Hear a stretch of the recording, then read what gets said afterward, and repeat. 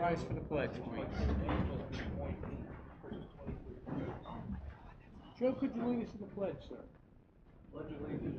To the flag of the United States of America and to the republic for which it stands, one nation, under God, indivisible, with justice for all. Moment of silence for the men and women in the armed forces, our first responders, those fighting a good fight in Ukraine, those suffering from the military conflict in the Middle East, and also a special memorial to Mr. Sean Quigg, who passed. May his memory be eternal.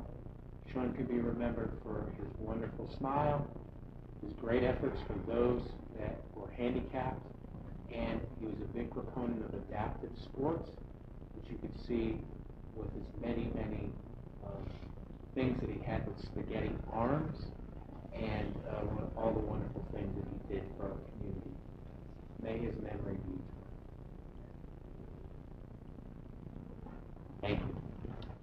Hear, hear. Amen. I saw something on the Facebook, but I wasn't sure what it was.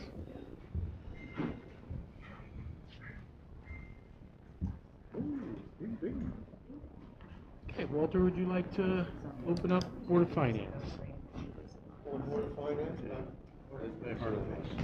Town Council, the same? Mark, do we have any public? None? Okay. I'd like to begin with Noreen, Town Clerk. Hi, Noreen.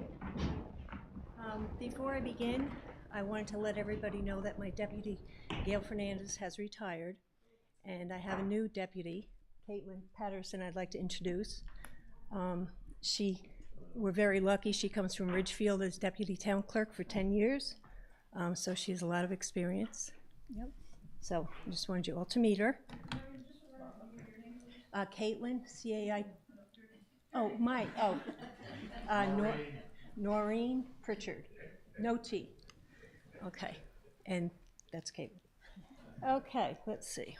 Let me get started with our budget. All right, so we start with the revenues. For historic documents, I have $13,000. The local capital improvement project, I have $7,000. And revenues from town clerk fees is $6,075, or $675,000. So the total is $695. Okay. The expenditures, we have personnel at $205,428, and town clerk overtime $200, and contractual services $3,400. It's a little higher this year because we do have ordinances that have to get printed in the code book, and then historic document preservation $7,500. That's part of the grant stuff. And then materials and supplies is $40,200. It includes all the indexing for our land records, supplies, publishing of legal notices, training, things like that. Okay, so the total expenditures is $256,728. And as a summary, we've got the total revenues of $695,000, total expenditures of $256,728. So the profit is $438,272. And that's it. If there's any questions? Some of the newer members that have on both the council and the Board of Finance, you can just give an overview of what does the town, and those that are watching, what does the town clerk's office do? A lot of things. Yep. A lot of things. I guess the biggest thing, or one of the main things, is do recordings of deeds that come through the office. We have to index them, scan them, print them. And then we do issuing of vitals, birth certificates, marriage licenses. We process death certificates. We issue fish and game licenses, hunting licenses. Let's see, we keep track of the elections. That's a big thing. All the minutes and agendas for all the meetings. We issue dog licensing come June, and well, all year, but June is a busy month. And we do notaries, we do, we do a lot of different things. So, busy office, so. Any questions for Katie? I was going to ask you a question on slide, but before that, you just said, when you do the minutes for all the various commissions, et cetera, your department is scanning them Yes, and then putting them up where we all world can find them, right? yes. Okay, so they never do, any commissioner board doesn't do it on their own. No, they used to, in zoning, when it was Tanya down there, she used to do it, that part herself, scan them, but we do it now, for the last year or so. We keep the hard copies in the vault because you have to still keep them, but we do scan them and put them up on the webpage. And I have a question. Materials and supplies are for everybody, not just for this clerk. But, what would you say the largest expenditure there is? Our indexing for COT systems, That means what is it? What's the material? Well, the paper, the binders, them Oh, charging that us our stuff. monthly fee. I think it's like $1,800, and then the microfilming them, the e-verifying to check them, proof them. I mean, we proof them, but if we miss something, every day we get a report saying, should this be this way? And, but.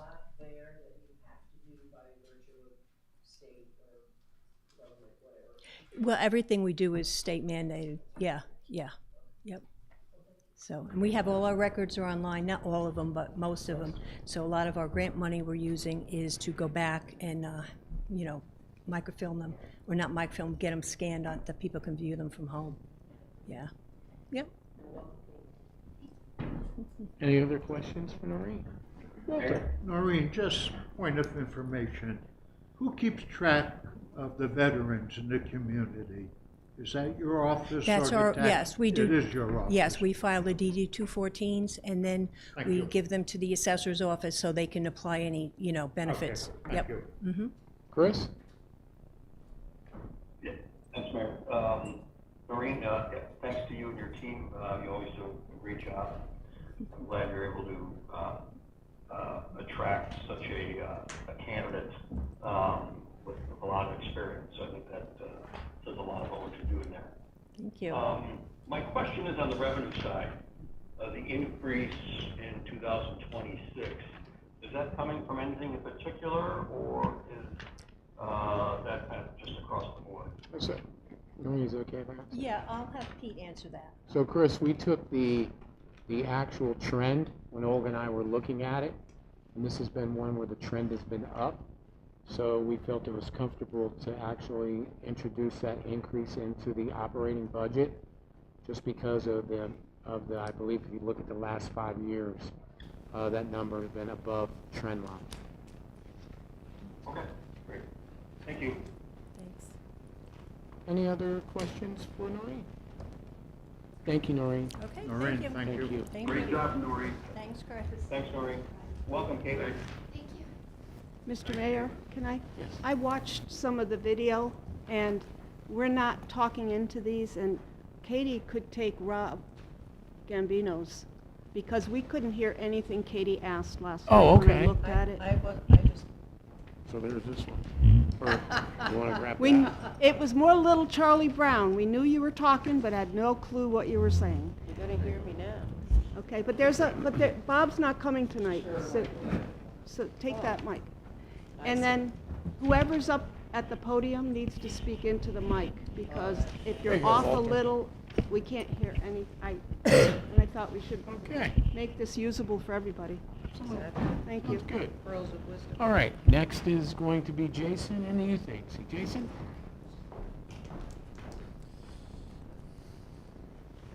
Good afternoon, good evening, Mayor, good evening, Town Council, and Board of Finance members.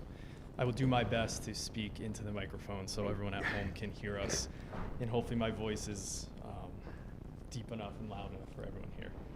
So I'm going to leave this up while I do give a brief synopsis of some of the core highlights from the youth agency this last year for those new members who may not be familiar with the new Milford Youth Agency. We remain a cornerstone of our community, impacting over 2,200 youth and families this last fiscal year. We also promote strong financial stewardship with grants from CSDE, so State Department of Ed, Department of Mental Health and Addiction Services, the United Way, the Federal Administration for Mental Health and Substance Abuse, Connecticut Community Foundation, and among others, to help supplement municipal dollars and expand the services without that tax burden. We do employ 11 full-time professionals, including 89 seasonal staff, and those workers are primarily students from our local community, and so they're gaining that first-time work experience as well as growing and navigating the workforce. Our Juvenile Review Board has successfully diverted 73 out of 78 referred youth from the court system. Truancy and prevention, we provide direct school support and mentoring to all of our at-risk youth and families in coordination with the school. Our counseling services, we provided 216 free clinical hours to youth and families addressing mental health, anxiety, school-related challenges, and again, that's at no cost to our families and to our youth. We work with local schools, the police, the courts, social services, other businesses, again, to ensure that our services are efficiently delivered. We support our teen employment, providing job training, leadership opportunities, and career mentorship, college prep and financial aid and workshops to help our families navigate higher education affordability. Going into our child care, and you're gonna see the youth agency has 3 organizations, one of them primarily being our child care. The before and after school program serves 145 children daily over 4 locations, keeping parents in the workforce and our children happy and safe. That rolls right into our summer camp and our summer child care, serving another 143 children, where we provide scholarships to ensure that accessibility for those working families. And now it's going from a 7-week summer to a 9-week summer. And those hours are 7 a.m. to 6:30 p.m. Monday through Friday. Public safety initiatives, we lead substance use prevention, working with our local prevention council, mental health awareness, suicide prevention training, and we partner with NMCAN, like stated, and law enforcement. So why does this all matter for New Milford in tangent with those programs up there? We operate efficiently and effectively, leveraging our outside funding and partnerships throughout to engage our prevention and intervention programming. In every investment we can make in our youth and to our families, crime prevention, mental health, workforce training, that prevents an exponentially higher cost in the future. And we all know investing in our children is investing in our future. And as Mayor Bass always says, no matter the department, the agency, the goal is simple, and it's really to provide the highest quality, cost-effective services that make New Milford a better, safer place to raise that family and invest in the future. So again, these are just some of our core programs. We are 3 organizations. As I spoke even last year, New Milford has gained leadership opportunity within Connecticut Youth Services Association. That's our advocacy and statewide membership, where I'm the acting vice chair and also advocacy chair for the legislature. So those are just some general programs we offer, from juvenile justice, diversion, child care, family groups with neurodivergent, both youth and families, all pro dads, adventure-based enrichment.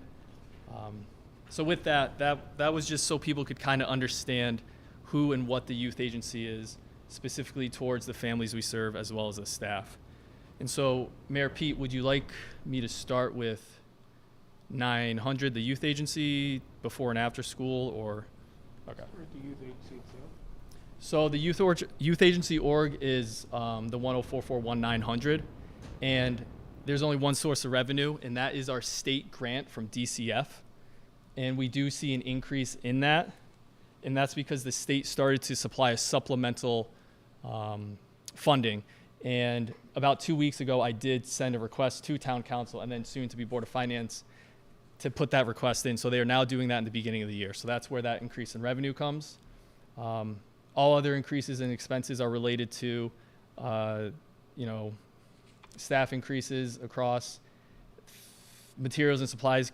Katie, I know you asked. The biggest materials and supply demand for us would be programming for the youth agency, as well as just some mandated licensing and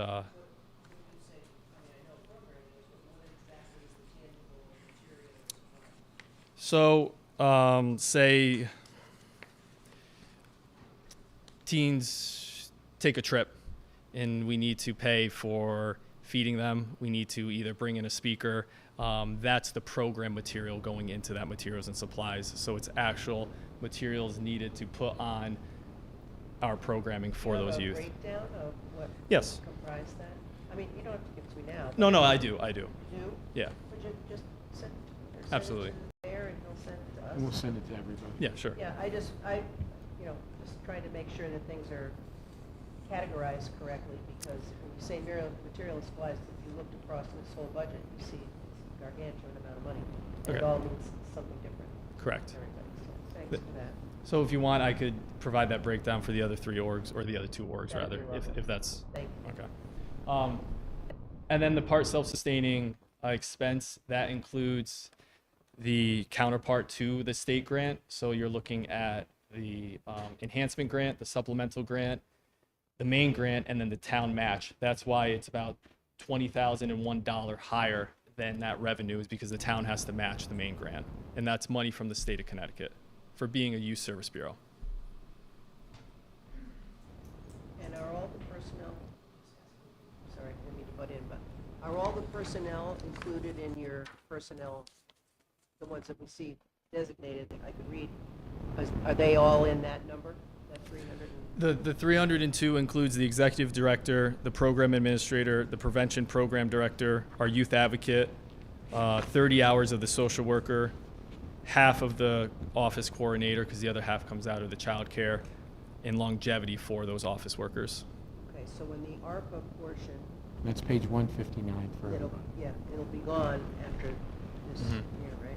Yes, So you're working on a way to correct. make that up. That's good. Because those additional hours have been how we've been able to offer those clinical hours and increase the mental health availability at the youth agency. Good job. Does anybody have any questions so far of what you? Yes, Brian.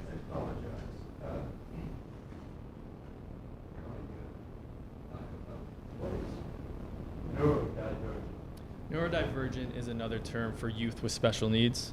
So we're looking at the handicapped population. It's the most relevant and appropriate term. So it's based on brain chemistry. So neurodivergent, it's our youth with special needs.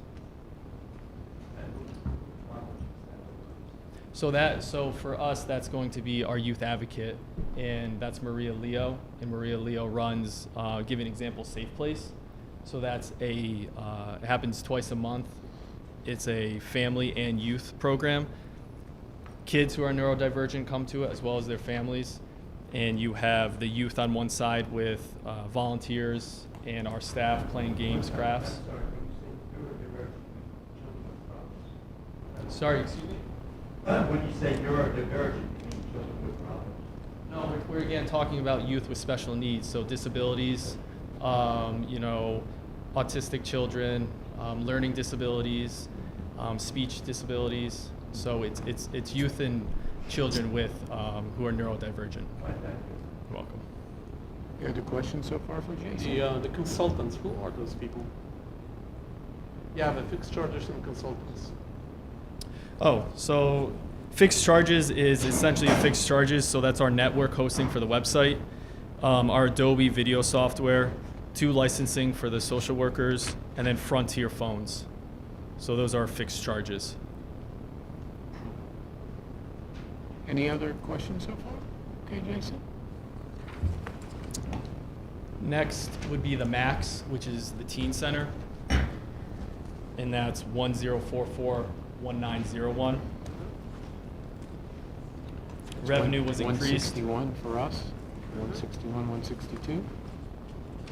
Correct. Revenue was increased about 2,500. And I had it.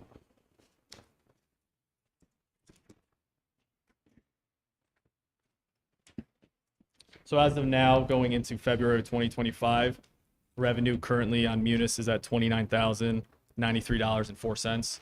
So we are on a good trajectory, and that's promising. Because currently it's budgeted to make 40, and so that 42.5 is definitely attainable. And especially with the investments we've made at that teen center with some capital enhancements. Max personnel, that breakdown is $2,400 for 4 students at $200 per dance or event. We run about 12 of them. $3,000 of it is for our adult staff for culinary, averaging 30 classes at $25 per hour. So that's $100 per 4 hours. The contractual services, those are our police officers in this sense, and that's an average about $375 per event. Again, 12 for 2 officers needed at these larger events. And when police rates go up, we have to go up. So that's why there's that increase from $5,000 to $5,500. Materials and supplies. Katie, I have the breakdown here for you. It's $600 in building supplies, which include $400 for cleaning, Right. $200 for, again, general programming, $1,656 for charter communications, which is our internet, $1,000 for Coke services, $800 for linens, and then I'm $200 sorry, what services? Coat? Coca-Cola Oh, your soda thing. for the soda fountain. Right. So $1,000 to run the Coke machine, Yep. and then we inherited air gas back, so it's $200 to run that, which helps run the Coca-Cola. So the 4 students are the max personnel. You said you had 11 employees at the beginning of your, and then I count 6 under youth agency. Where's the other Though 5? these are the part-time, so those 11 are part of the 89 seasonal. So these are students. These are not full-time. No, but when we were talking about youth agency, you said you had 11 employees. 11 full-time professionals. Right, but I count 6 under here. So going into the 902 org, Oh, when you get in there. All right. yes. okay. So Thank you. the 902 is childcare, and you're going to see all the other Yes. full-time employees. Trying to keep track, not a youth. Any questions so far on We the have 3 maps? orgs. That's right. Okay, Jason, can you I go have a- on to? I have a question. yep. Yes, Can you Lynn. just explain with the adult culinary? That is our instructor to run the culinary classes for kids. So that is our chef that we pay for after-school culinary classes. Okay, I thought it might mean, don't you also rent out the backs to people to? We do, yeah. Okay, to use the kitchen? Yeah, so they're renting from the town, so with that, they would pay the rental fee to use that kitchen. But specifically under personnel for that adult that I labeled, that's for our contractor who comes in and does the classes for the kids. Is that particular type of rental, is that on the uptick since Yes. the renovations and the new Yeah, equipment? we're seeing a lot more, I don't know what the term, like commercial rentals, so people trying to get into Big Y, selling at farmers markets, really kind of professionally selling their I've food. told a number of people about it. Yeah, so it's not just for our programming, and the mayor and I have worked on that, is getting private chefs to come in so they can sell their goods. We have someone who makes jams, someone who does baking and different baked goods, breads and cookies. We have a broad chef who does all kinds of food, and she sells for catering. I know Sullivan Farm goes in there as we're the active kitchen for them, and so that's where they make their goods. A lot of it is repeat. Yes. That's great. Repeat, and then again getting new customers in, because we had a new investment in a stove, currently a new freezer and a new refrigerator, as they were all aged out. All right, great, thank you. Any other questions on the max? Okay, Jason, the before and after care. So this is before and after school childcare, 1044-1902, and I believe Mayor Pete, that's 163 to. Yep. So, and for you, Katie, the other employees that make up the personnel Right. are the youth agency's accounts payable or secretary too. The other half of the office coordinator, the child care program director. So that's where the other half for the office coordinator. Yes. And then the site supervisors. So site supervisor for Sarah Noble, site supervisor for Northville, site supervisor for Hill and Plain, and then for Scotticoke Middle School. One each. Yes. Thank you. And then the major increase is due to the increase in minimum wage. And that's just a mandated increase. It went from $15.65 to $16.30, I believe, currently. And from my understanding and working with personnel department, there's going to be another possible increase in January of another about 70 cents. So that's where that budgeting comes from in that increase. It's our minimum wage for the child care program.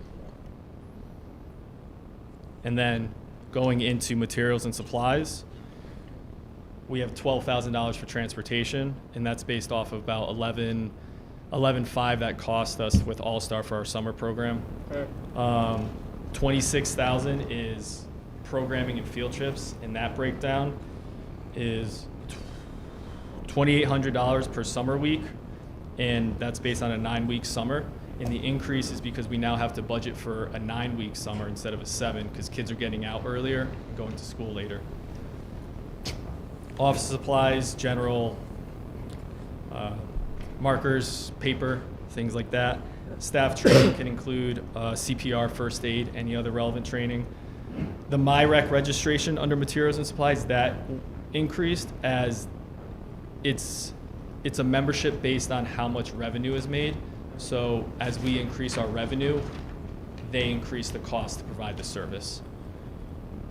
And then PK supplies is $1,000 again, specifically for that program. Laminating supplies, different toys, arts and crafts materials. Any questions on the before and after? On the personnel, so you're asking for the personnel between this and the previous slide, about 900 more. Yeah, more. So the max?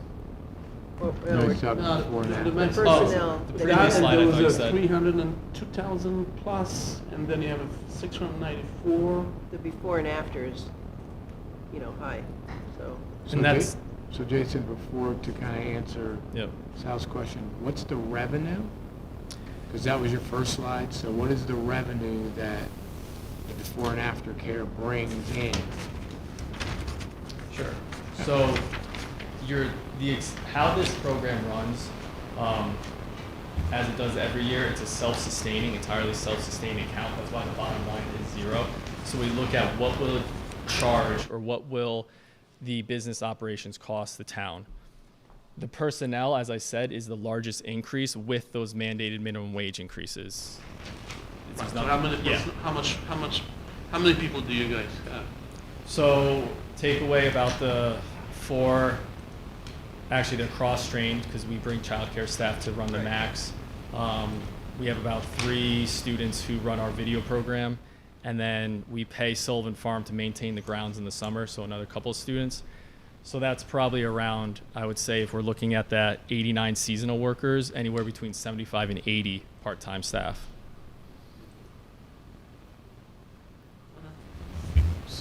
And then again, for those that are watching, this is self-sustaining, meaning that the revenues are created by what we charge versus the expenditures.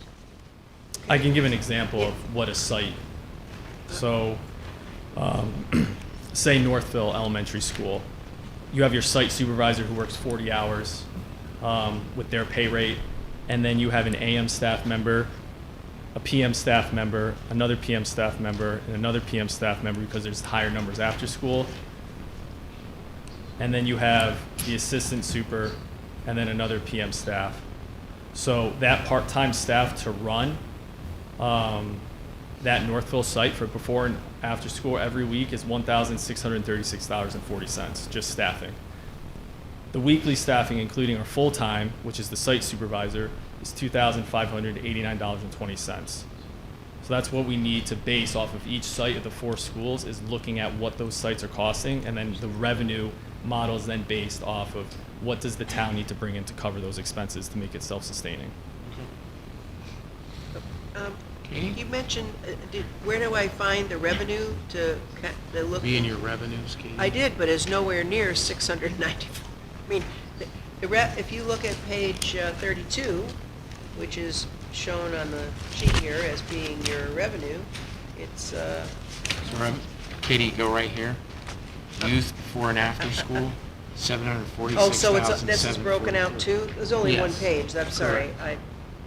So, all right, I'm sorry, Jason. No, so Take it it's- back, I take it back. All right, so that's a lot better, and we've got it going up for this coming year. Okay, Yep. great. Thank you, Mayor. Jason? Chris? Chris? So, first of all, thank you for the job you and your team do. I truly believe that you all make a difference in the lives of many of our youth in our town. Just one question on the personnel line. Did you say you're taking into account the recent increase in minimum wage and also the potential for the one coming in January? Correct. So, Chris, if we're talking about the 902 org, which is before and after school, yes, that is for the minimum wage increase that went into effect the last 2 calendar years in January, with Lamont putting out that press release of an anticipated one in this January. Okay, good. Good. All right, thank you. So to Chris's point, do you have monies in here in case there will Yes. be another? Yes, because we had to do this for this fiscal year we're currently in. So at the beginning of 23, 24, they were already notifying that it was going up to 1565. And then with that plan of it going up to 1630, well, they didn't have the number then, so we had to guess what that number would be. So again, we're doing an educated guess on what the governor will raise it to in January, depending on the last 2 years and the trend. Because I do anticipate it, and in my conversations with personnel, we do anticipate that as that's been coming out. And it's essentially a COLA adjustment, I believe, from the state And cost they of said living. roughly what month? It's been every January Every for January. the last 2 years. Oh, but there's another one coming this year, I thought. That's what she said, that's what he said. That's what I'm saying. For the fiscal year. This fiscal year. Oh, right, got you, yes, okay. Yes. So we have to budget every fiscal year for the calendar year increases Right, that have been coming. I understand. Thank you. Any other questions? Alex? Thank you. Hi, Jason. Hi, Alex. Nice work. Thank you. All right, we don't know what's going to happen in Washington. And a lot of the services that you provide, you get coverage from the state. You had mentioned federal. Are there any specific dollars that come from the federal government at this time? No, those were all supplemental funding we went after. The federal dollars was this last year was a small stipend of $750 to run anti-youth drinking initiatives. Okay. So these are not dollars or funds required for the operations. It's supplemental to allow us to do new and cooler stuff, essentially. Okay. So if the state has issues with receiving funds from the federal government and it affects your programming, So the state funding for youth service bureaus, it's already, I mean, I cannot speak for Governor Lamont himself, but it's been an untouched line in the governor's budget. It's already in his budget. I'm not gonna be a betting man, but that's why it's in our operational budget, is how guaranteed it is. And so if the conversation is questions about federal funds, the state YSB funding would not be affected. okay. And that's even so. And the reason I can say that is because with myself being vice chair of Connecticut Youth Services Association, I've had conversations with the APPROP chairs with the state of Connecticut, and then the advocacy work. And so that is a line that is always within the budget. And they're looking at how to increase it. So, okay. Just No, thank something you. to worry about, and Thank you. and you've got a handle on it, so we're good. Thank you. Any other questions for Jason? Walter? Walter? It's a good thing you're young. I wouldn't want your job. Well, it's a good thing because I want my job. So competition there, that's for sure. No. Any other questions for Jason? Mary Jane? No, just want to say, great job. Thank you. You're such an asset to the town of Milford. We are so Absolutely. lucky to have you. Thank you, Well, Greg. And your team. the big thanks is to the team members, starting with the before and after school, the video students, all these students that work for us and get job trained. I'm going to give a big shout out to Stacy because she runs our diversion program and she is an amazing town employee. So it's a big kudos to them. So thank you, Stacy. And we have a great board. Maureen's here as the chair. So thank you, Maureen. Thank you. Thank you, Jason. Thanks, Jason. Appreciate it very much. Thank you. Great job to the staff. Thank you. Next is Thank you, Chris. Kathy in the library.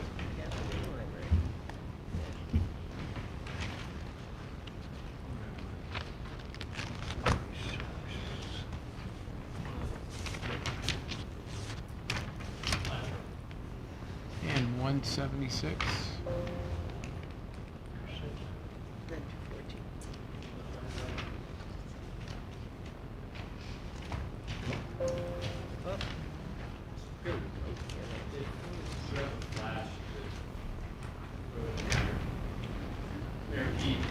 Yep.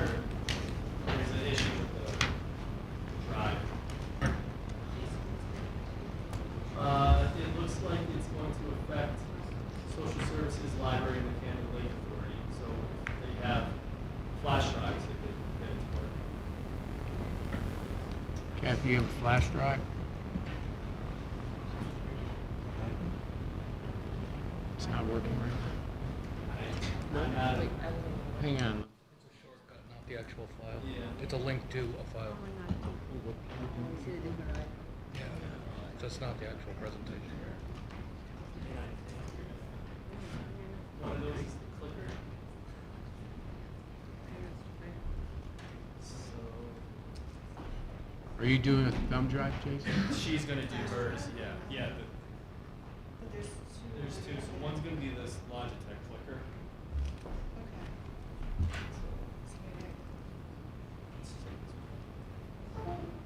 So that was their files. So you can put yours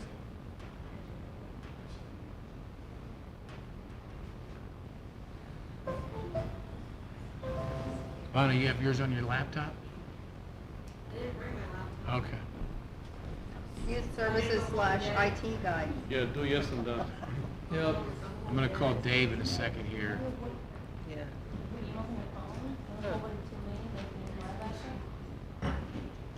You're welcome. So I think. Okay. Clicker still works. Thank you, Jason. Good evening. Please let me know if you can't hear me, because I tend to speak softly. My name is Kathy Riley. I should ask you to be a little louder. Kathy. Louder? Okay. Get the mic, Thank you. that's all. Okay, thank you. My name is Kathy Riley. I'm the library director, and I'm going to be presenting the proposed budget for the library. So I think before I present the proposed budget, I think it's important to know kind of what we do. So as far as the library goes, we have 5 areas of the library that we offer front-facing customer service to. So there's different sections. So as far as what we've been able to accomplish last year, just to give you an idea, we had like 8,432 reference transactions. We offered 758 programs, 9,158 attendees. We have 7,905 cardholders, and we have a total circulation activity of 132,449. And as far as the items in the collection, physical items, we have 72,009. And as far as library visits coming in and out of the library, we have 84,041. So just this year, we were able to open our hours longer, so we're open 11% more, which is 227 hours per year, which means we're open 3 evenings per week, and we kept our summer hours. We're open longer on Saturdays, all through the summer. Let's see. as far as, this gives you a little idea, we really run the gamut. I think the biggest thing about the library is just opening up access to the whole community so anyone can come and experience different activities. So we have book clubs, we have an ESL cafe, we have computer help for those who are learning digital literacy, artificial intelligence, story time for children. We really focus on early literacy and getting children into the library and connected with their community. Genealogy club, we've done some theme days. We have intergenerational chess tournaments, community baby showers, global community engagement days. So these are just some of the things. Learn to play ukulele, it gives you an idea, a little bit of an idea. So as far as going into the next year's budget, we had a couple of things that impacted our budget. Electricity bills have gone up significantly, so that impacted, you can probably see in the addendum, you can see the difference. Connecticut minimum wage increases. Jason mentioned it as well. Since January of 2023, the minimum wage has increased 9%. We have increased 2.5%. So you can see the gap is getting bigger. And if they do it again next January, you're going to see a bigger gap. And as far as from what I can find, there's no definites about it, but it's following the Federal Workers' Job Index. And the last time they increased, it was 4.2%. So if they do that, then we would be 13% higher since January of 2023. And if we added another 4.2%, we're at 7%. So you can see the difference in the bar. So that affects particularly our part-time employees. The other area that affected us was the Connecticut sick time wage update. And that is, it increased the amount of hours that people are able to take sick time, which is much needed in the library because we're exposed to almost 300 people a day. We're public serving. So our part-time employees do have sick time, but it definitely affected our budget. And the other things that we've noticed is just general increases in resources ranging from 2 to 7%. So I wanted to give people an idea. This isn't exactly every family uses it this way, but say you have a household and they just walk in and they take out 6 books a month, 2 DVDs, 1 magazine, and they attend 1 program, which I didn't even put the price in for that. Their monthly savings is $196 a month. Their yearly savings could be over $2,000. So we have some patrons that use it like so much more than this, and then some that don't use as much. So it's hard to predict, but that's what people, if you walk into Barnes & Noble and you buy a hardcover book, it's $32. If you walk into the library, it doesn't cost you anything walking in. So this gives you a better idea of what our yearly expenses were. So our contractual is up higher, a little higher because of the electricity. We do have a grant through E-rates, so we did save on internet and dark fiber. And we did, since we're a new building, we did experience some increases in water usage, things that were hard to anticipate as far as sprinklers. Our automation has stayed relatively stable, and we've looked for ways to keep it that way.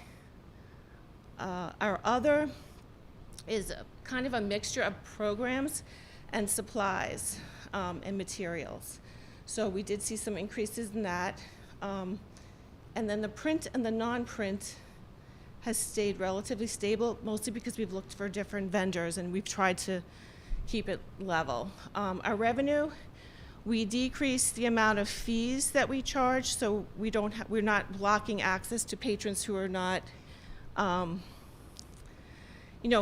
can't pay and then they'll stop coming to the library. We want to open up access for everyone, but they will eventually get a bill for a book, so they're held responsible. So eventually they'll get billed for it, but they won't be kept out of the library for having fees for $50. They'll just bring their book back and then they can keep using the library. So there was 3.4% increase there. And then the full-time line, you can see from the 2 years, that includes a 2.5% increase that went into effect July 1st, and then also a nutmeg union employees increase. For the part-time, it includes a 2.5% increase that was initiated in July, and then a 4.5% increase to match minimum wage increases that are anticipated, and also to accommodate for some of the part-time sick time yearly expenditures. And so overall, we had asked for a 4.6% increase in our budget. So thank you. Questions, Katie? Thank you, Kathy, and thanks for the fact that you do keep in mind the people who really can't afford, that you kept the fees down, because you're right, if they can't take a book out of the library, they're really in trouble, because they can't afford to buy one. My first question is about the number of employees. I see, you have it broken out, full-time, part-time, et cetera. How many are there in the full-time So we have 8 full-time employees, and part-time? and we have 15. And substitutes, those are people that come in when that other two categories? Substitute are hours that involved coverage if someone's out, if they're out sick. Also for special programs if we need extra staff. Also if we do outreach in the community, because we always need to staff the library so we have enough people there. Approximately how many substitutes do you have? They're staff that are employed. They So increase you're their just hours. putting them in a different. Yeah, I see. they're Okay. increasing their hours. I would love to have a substitute to come in on call, but we usually use And our staff because Under they your really need to be trained. materials and supplies, nobody's going to get off easy this night. So under other, Mm-hmm. the 90 grand, just give me some idea what that's all about. Sure. So part of it is programming for all the ages. So it's adult technical programs. We provide programs, but we also use consultants that come in to provide the program. Okay, so just a sec. So that $90,000 goes between a program, in other words, a tangible thing again. The program person is what's in there, or the program materials? Both. But, so, Okay. under programming, it's more the actual programmer. But the program person, Kathy, is a contractual person. Yes, a contractual Not a person. staff say- employee. Right. Not a staff employee. Okay, and approximately like an how many, author- an how many author people talk. do you have that do that kind of thing? How What's- many people would you say you have that you include in here, personnel-wise, bodies? Personnel-wise, you Well, mean as people far as that the- are doing the programs. Oh, well, we did 769 programs, and not all of them, some of them our staff do, Okay, but some of them we are definitely contracting out, like an author talk. We had, well, that's why I was wondering if you had any idea. we but had don't- we've had concerts, we've had, just, Yeah, no, I'm sure the Yeah. programs are good. I just wondered if you Yeah. knew off the top of your head how many you had. Mhm. And under your materials and supplies, which I understand you're a library, so you get to have a lot of materials. What do you, like your rubber bands and papers and things like that? What is that? There's no breakout, so I'm just curious if you have any thoughts on that. so the supplies are broken it down by department, pretty much. But I Okay. would say, the technical services, is what they process all our materials. So if we need to put like library things in a bag and we need to laminate the label, they are responsible for. Oh, okay, so in the days of having a place to put the card, that's similar, Well, it has like instructions. yeah, you know. okay, so that's done by the technical. So most of what they do is actually to protect our collection. Yeah. They repair it, they put labels, they put plastic on, Okay. and they do a lot of it in-house rather than paying for the publisher to do Right, it. right. So I have the good. supplies are expensive when you don't realize. No, you don't have to, no, Yeah. I just really wanted to hear some sort of an idea of it. Now, what you just told me that is handled through technical, I think that's And- a. And Kathy, for the council, the library is for renovation. So, we're looking at trajectory where we started right after COVID, basically flat. No one had been in there for a couple of years. So year over year, last year to this year, how many new, what's been the growth of people visiting the library? So this last year was the first year that we were able to have like a full year open. So I don't have, I'd have to give you the exact number because the first year you were comparing to a year that you weren't totally open. So, but I would say we've gone from like 300 people a day to averaging like the higher 400s. It varies by the day. But as far as our circulation growth, I can tell you that that's 20 to 30%. But overall, we are seeing more and more people coming into the library. Our desks are busy, and there's certain times that we almost need 2 people at that one station, Also, depending I know on. when we speak weekly, you talk about the growth of the electronic editions of books, magazines that people are using. The e-books. Those as well, the e-books. We do. We have more people are using the audio books, and their download, and it's constantly growing what they're using. So we've had to do some things to kind of make sure that everyone can get access to it. We had to lower the amounts that people would be able to check out. So it's an ongoing, it's part of the library that people, they don't actually visit the library, they just come in from home and they download, audiobooks and ebooks, but it is growing. There's a wait for them still, you can't help that. And those e-books cost more than a regular. Yes, you have to so buy it costs licensing. If we buy a book, we get a discount. If we buy an ebook or an e-audiobook, it could be $80 to $120. And you have so many licenses to use it. How many would you say? Sorry, Well, it depends on what term you buy. Oh. But it's like you could have a 2-year, 30 license. There's different terms to it. Versus the Some are hardcover. virtual. You'll have them forever. They're more costly, so depends how you purchase it. Kathy, just for everyone's kind of edification, the library tries to be welcoming to all of our citizens in New Milford, depending on all different types of interests. So what are some of the programs, you can give a couple that the children's, Sue and the children's library does, the teens, adults, just so everybody can get a sense of the wide swath of Sure. really program that you do have at the library that So- serves everyone. We offer story time and Tiny Tots as a kind of a platform for all our programs, but we're also offering STEAM programs. We just recently were able to order a lot of our ARPA equipment, so we're very excited about that. We have Spike Legos that we're going to implement in programs.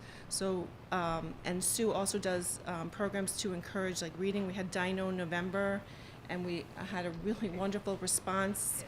I don't know, everyone saw it on Facebook. We had dinosaurs, but the biggest thing was the circulation in the children's department went up, and people were active in the programs. As far as the teens go, we offer STEAM. We've offered college education, kind of, how to get scholarships, how to apply to college, how to write your essays for college.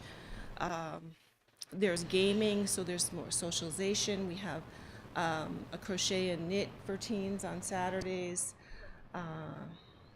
It runs the gamut from like arts and crafts to functional skills. And I know one of the things that we've all talked about is really partnering with our own other departments. One of the things that you guys have done very well is partner with the Senior Center when it comes to senior reading, Youth Agency, with some of the advocacy and some of the things for the youth. If you could talk just a couple, just so that. Sure. As far as the Senior Center goes, we have like a kind of a drop. It's not a bookmobile, but we bring books over to the Senior Center for seniors. We have a book club there. We work with them for homebound. If someone's interested in getting resources at their house, we've been active with that.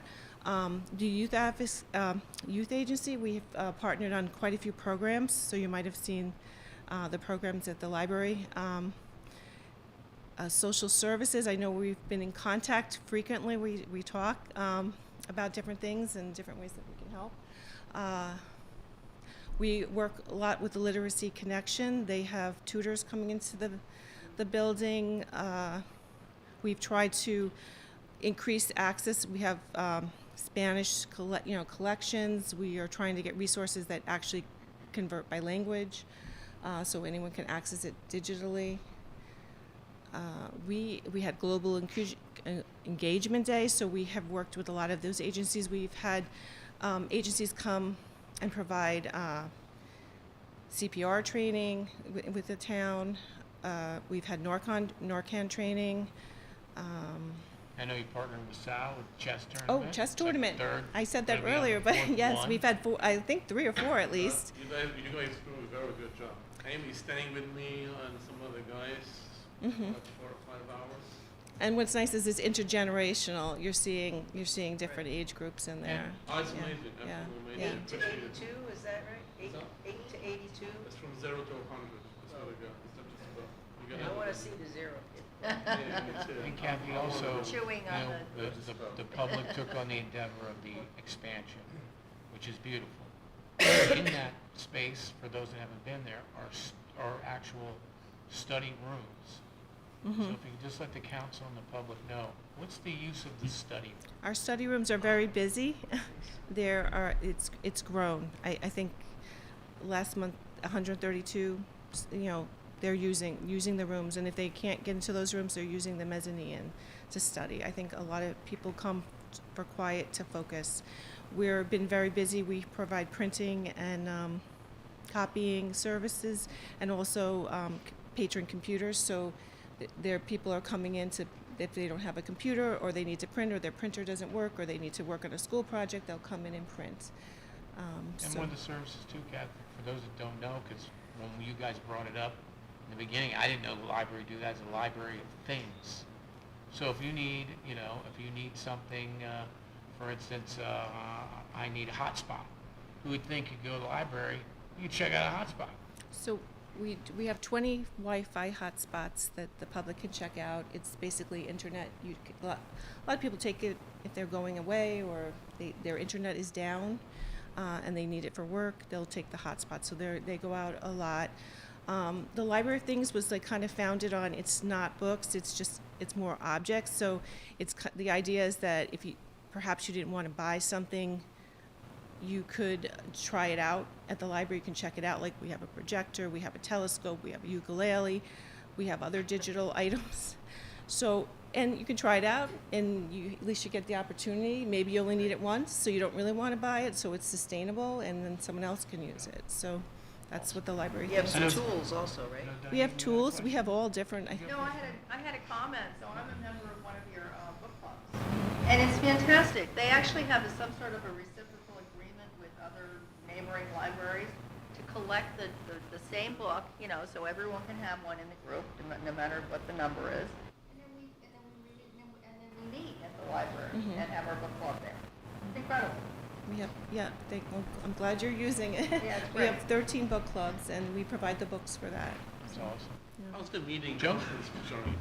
How's that going? The meeting and conference room? It's going well. We have a Connecticut room, we have a public conference room, and we have a Memorial Hall. So they are used, but they are used more for nonprofits are coming in to use them. But because anybody can use it, right? I can rent it, something like that. you can if you have a certificate of insurance Yeah, for it. right. If it's a library sponsored program, then it's incorporated with the meeting rooms. Oh, I don't know. Joe? I just want to say you guys do a great job. My family and I have utilized many of your programs since my daughter was little to now, and even when I was a kid. So I think the library is a fantastic asset to the community. It's probably the facility we use the most of any other town facility. So just keep up the great work. Just wanted to give you a little confidence. Any? I have go ahead. Walter and then Alex. Walter? I'm all in on the library. I'm just, I guess, looking for clarification.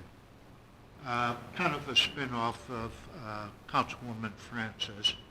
Personnel is up $40,000. Is that because of substitutes? Are we hiring a new part-time person? are you referring to the personnel, the part-time? Yeah. Or just the whole picture? The whole picture, it's up 40,000.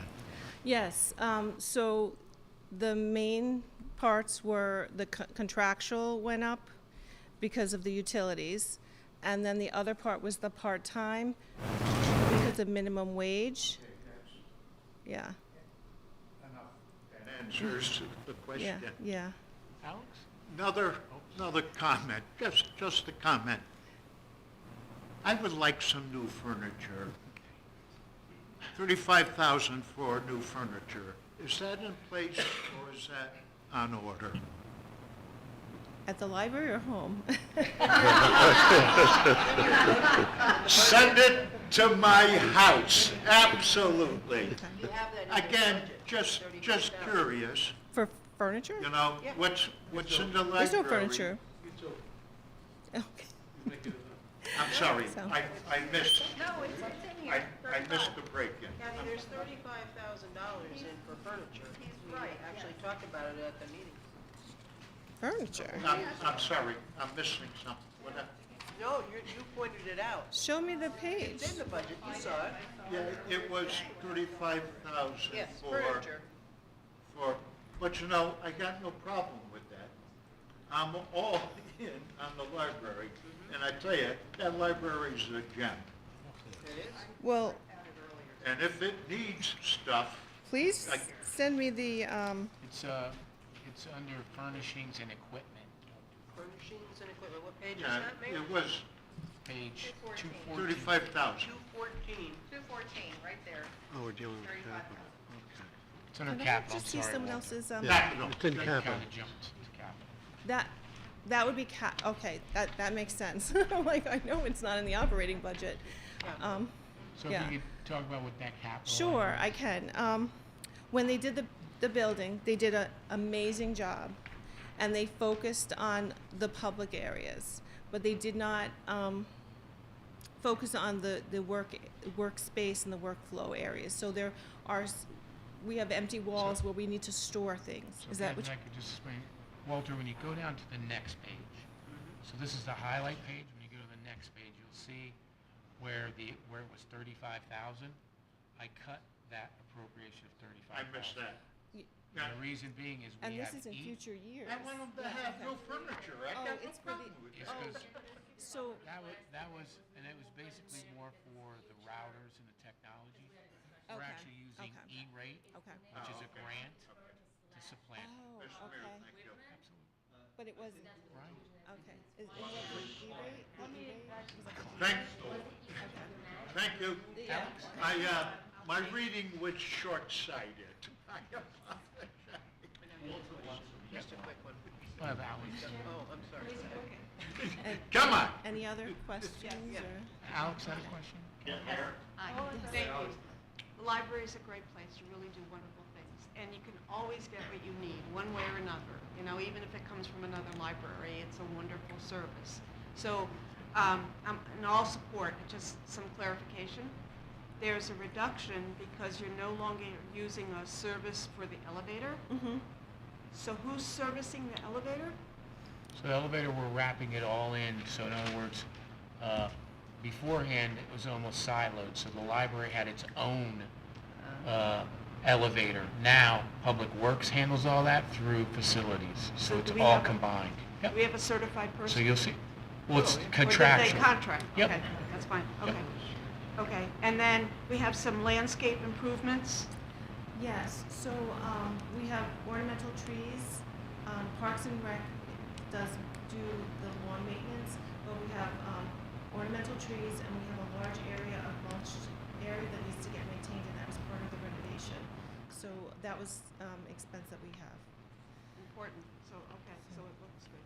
And then I wonder if in the future, like our other departments break out the individual positions, coming off of Katie's question. Yeah. I had the same one. I wonder if we could do it the same way for the library that we do for our other departments, so we know each job title, what the salaries are for those people, so we know, because right now, it looks like one person is making $500,000. So That'd be me if it was true. I'd be right over there going to I'm going back to school if that's true. Okay, But, okay, we'll definitely make I sure know. that you see So that. I think it would be helpful for everyone to know how many and what those job titles are for both Yeah. full-time and part-time in the future. Okay. Thank you. Just one- Chris? Oh, Chris, I forgot about him. Thank you. Hi Kathy. So, I heard we have 8 full-time employees and 16 part-time. Do you know what those, and I know this predates your tenure here, but do you know what those numbers were prior to the expansion? Prior to the expansion, I think it was significantly less because we had full-time employees, but we didn't have all the part-time employees. I'm thinking. Yeah, if you could kind of look that up and get back to me, I'd appreciate it. Yes, that was part of it. So are you saying before they started the renovation project? Correct. Okay, I can look that up for you. And and we can see. do is send it, and we'll send it to everybody. Yes, I Kathy. can send that Thank you. to the mayor. In your presentation, you mentioned that it was roughly 84,000 visits this year. How are you calculating it? How are you keeping track of that? We have a sensor, and as people go in, it counts them. Okay. So all you have to do is walk in and it gets counted, right? It does, yeah. It's AI, Chris. Okay. Do you have any way of, I guess it would have to be a different method. Do you have any way of knowing how many different people use the library in any year? You mean? So we're not having Distinct. frequent Right. visits. I mean, we can look at the card holders. We can look at how often they check out. You can look at it that way. But yes, there are some people that use the library heavily. There's some that will come once a month. Right. I don't know if there's an easy way to track that, but I think it would probably be through the card, the card holders. But that would be difficult, because I'm there quite often, and I've never shown my card because I'm not checking anything out.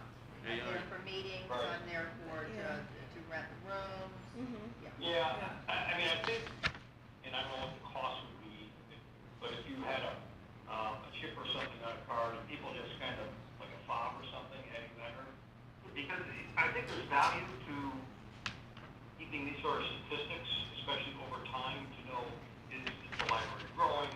And I think visits to the library is important because a lot of our operating costs are supporting people who enter and leave the building. And to that point, in the future, what I'd like to see is even visits. If you could give me like a 3-year trend to show, hey, is it growing, declining? I think that just gives an overall health of the programs as it really serves the community. And if it's growing, I think you can tell it really serves the community. I think last year was the first year that we were a full year in operation. This year that we're in right now will be the second year. So I think I'd say 3 years into it, we can see the trends. Yeah. Yeah. I got a question. Then the last question I have is, and I don't know if Jason is still there, but he made a presentation to the council in January talking about kind of mental health issues with our youth in town and creating different assets for our youth to strengthen mental health. Did you talk about how you might be working with the youth agency to do that, to kind of create different assets for our youth? We can definitely work with them on programs, but at the library we've actually offered wellness for teens and adults, sound meditation, anxiety reduction. We've offered those type of programs, but we could definitely work on that. I know. Yeah, I mean, I think having a coordinated effort with the various towns, I think it just makes it more efficient and hopefully more effective. So yeah, that would be great. And I know also, Kathy, with your teen program, you're doing the knitting it's bringing a lot of the teens there? A lot of our Gives them a programs are, chance to are reduce socially anxiety. based, and it's actually giving teens the opportunity to build skills, have some independence, interact with their peers in a safe setting, they have their own space, they're in the teen space. And I think that feeds into helping with, mental health wellness as well, I because think they're we being can list the connected to programs, others. Kathy, and send it to all of the Sure. council and the Sure. Board of Finance so they can see that. Sure. I'm sorry, Walter, then Alex, I'm sorry. Okay, just clarification on something. A program called Hoopla that you go with other libraries together. Could you explain that a little bit and what the cost Sure. is? Hoopla is a company that offers digital services. They offer audiobooks, they offer ebooks, they offer music, and they offer movies. And there's two sides to Hoopla. There's a Hoopla where you can have an instant download, and that's the material that Hoopla purchases and they have available, kind of like a Netflix. They have it available, you use it. And then there's another side to Hoopla where the New Milford Public Library purchases titles for ebooks and audiobooks for our patrons. And they can download those as well, and those tend to have holds if they're very popular books. The other side of Hoopla is an instant download because Hoopla has numerous licenses on their material. And you paying for that instant download? We do, Separate? yes. And I couldn't find it in here, that's why I was asking. We do. Let's see if I can.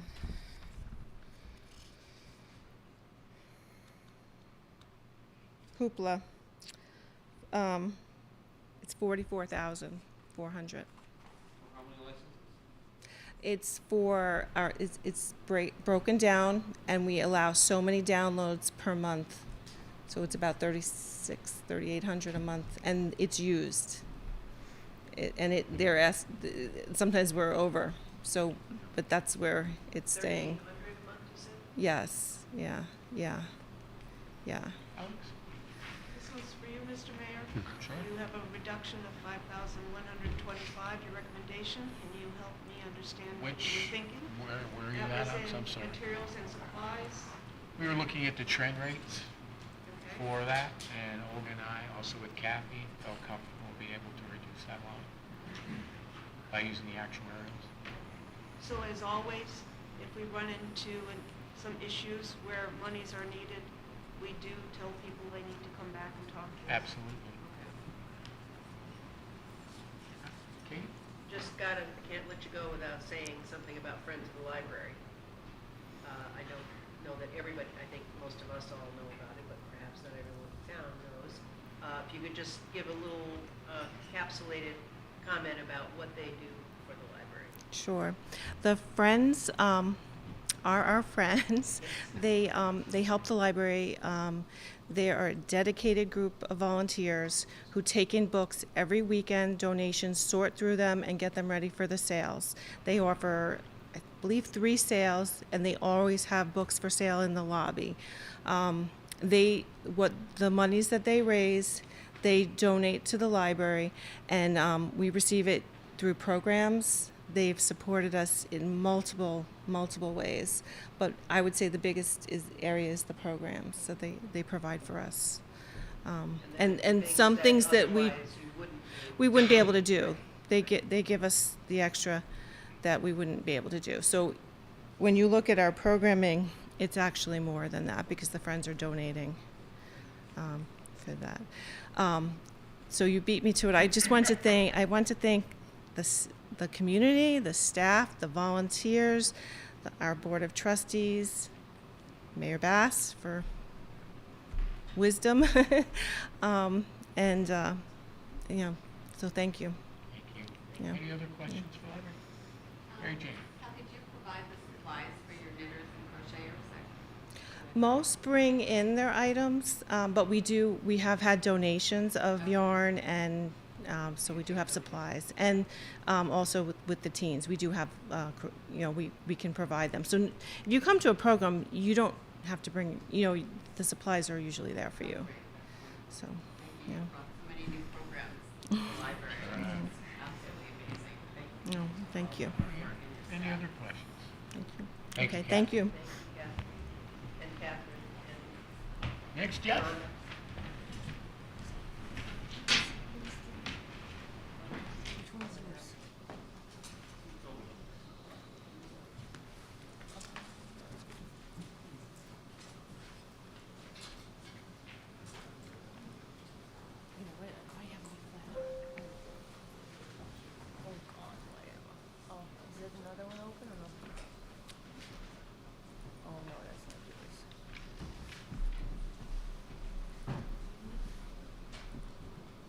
Which one is yours? This one?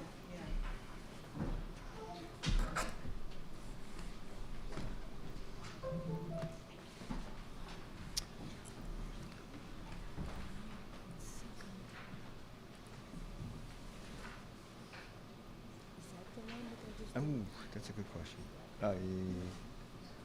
Where are we? We are on the building all the way at the top. There we go. Thank you so much. And how do you advance it? How do I make it go to the next? Oh, I could just go down to number 2. What? No, it's, Jesus.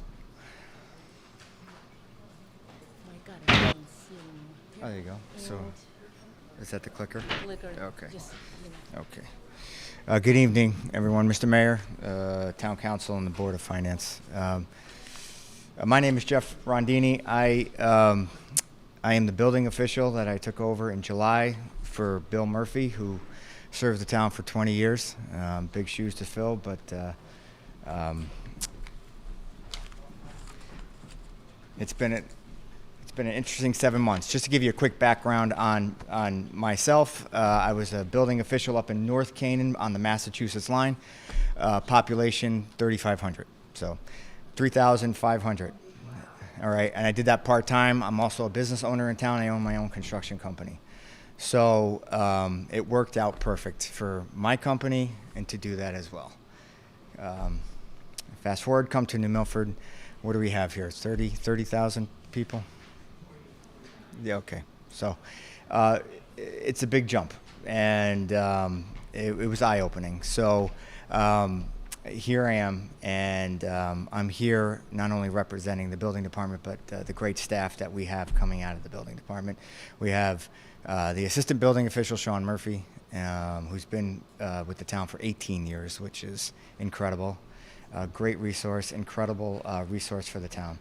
And Donna Murphy, who's been with the town. She's the office administrator, and she really does a great job. In the past 7 months, the only way I really know how to describe it is to say that she's the glue that holds everything together. So without her, I'm sorry. Yes. A lot of experience. Yes, very much, a lot of experience. We have a lot of experience coming out of the building department. Jeff, what's your building experience? My building how many experience, years I don't know have how you had? far back you want to go. We can go back to when I was 10, but I'll fast forward to when I was 14. I started framing on the summers. And then, obviously, I went to college. I got a master's degree in administration of justice. I was a police officer for 10 years. But in that time, I would work nights and do carpentry during the daytime. Started my own company, 2003, Southpaw Builders. I don't know if anybody knows the bike rack out in front of Town Hall. I donated that many years ago. I've never seen a bike attached to it, but it's there. So I still own that company, and I have a passion for building. We do some very large projects through my company, mostly lake homes. I have a great staff there as well. So, okay, so you're welcome.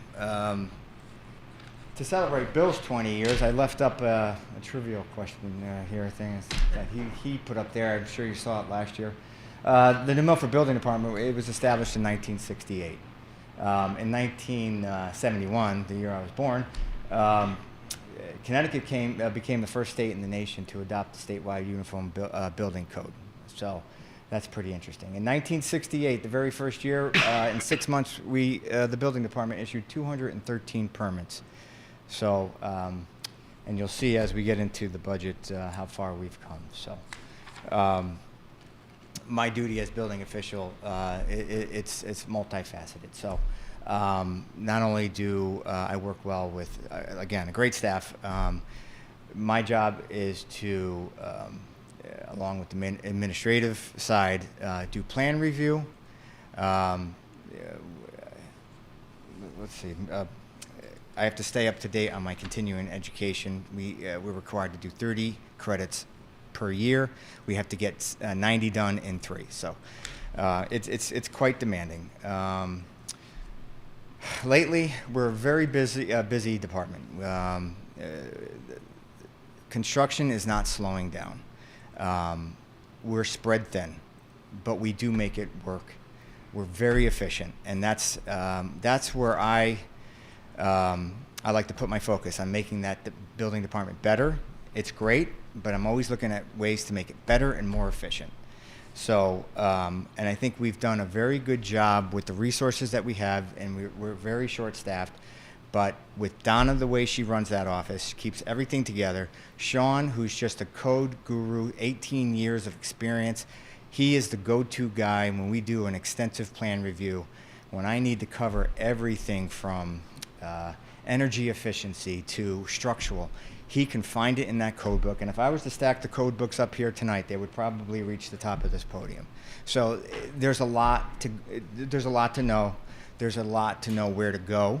And I'm very fortunate to join a team with that caliber, and it makes everything run really, really well. I had a lot of anxiety coming from 3,500 people to 29,000, wondering if I can dedicate the time that I know I have to do and do my business as well. I didn't want to short anybody, this side, that side, but after a month being with them, it really reduced my anxiety, and I'm very fortunate we have a good thing coming out of there. So a lot of time spent also as we are getting busy in town. Cost of construction is going up. People are taking on unlicensed contractors. So we spend a lot of time going after these unlicensed contractors for the sake of the community, to protect the homeowners. Sean is very good, the assistant building official, is very good with the Department of Consumer Protection and constantly on the phone with cases of people who aren't licensed or people that are stealing license, and we're cracking down on that. And I think it's a disservice to the citizens because they don't know. And I think we are just a really good resource for the town. So with that being said, I spend also being I have my business. I have my finger on the pulse with what things cost. So when people submit a permit for whatever, building, electrical, whatever, we need to do a permit fee. And a lot of people undercut the cost of the project because they're afraid that the permit fee is going to be too much. So we do, being experienced, I'm able to go through these numbers and say, okay, this is half of what the value is actually. So going after this, we were able to bring in a lot more revenue where it's supposed to be, okay? It's current market value. And how we determine that, we go off, we want to be extremely fair across the board with everybody. We go off what we call the ICC standard, which is the International Code Council standard. And they come up with a square foot price on different aspects of a project, and we break down the project in every different aspect and apply that square foot price, and it keeps it fair across the board. So when we look at something and someone's building a house, let's say a 3,000 square foot house, and they tell us it's $200,000, well, we break it down to where it comes out to about $550,000. So, and that's the benefit of the doubt. That's a low. The ICC standard's a low standard, so we're doing them a favor. So we spend a lot of time doing that as well. So to get into the 2025-2026, to date, 7 months, up to February 17th, we issued 1,885 permits. That's a lot more than the 213 back in 1968. We've performed 1,559 inspections, and that's just Sean and I. So, now, with that being said, talk about efficiency. The state allows us, they're still enacting the COVID, where we can accept photos for inspections. We have an online program called OpenGov. If you want to pull a permit, you go online, you apply for a permit. It goes through all the departments once the permit is issued. If there's a certain area that we allow the photos, you can upload a photo.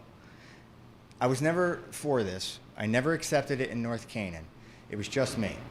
So I made sure I went out and did every inspection. Seeing how busy we are here and that the state allows us to accept photos, it's good for several reasons. Efficiency, it's a permanent record on the application. We can look at it in many different angles. If there's a question as to what we're not sure, we either ask for more photos, that's permanent. 20 years from now, you can go on, or we can go out and do an on-site inspection. There's certain individuals in town where we will not allow photo inspections just because of the nature of the builder or the contractor. Definitely not homeowners, because we want to make sure we're on site making sure that they did the right thing. As a homeowner, you're allowed to do your own work. Okay, so we collected to date through the so the total cost coming in from all the construction work since July 1st, 2024 is over $34 million. Now, that's not what we collected. That would be nice. But off that, the permit fees that we collected to date is $443,893.28. I should be advancing this here. Sorry. There we go. So you can see it.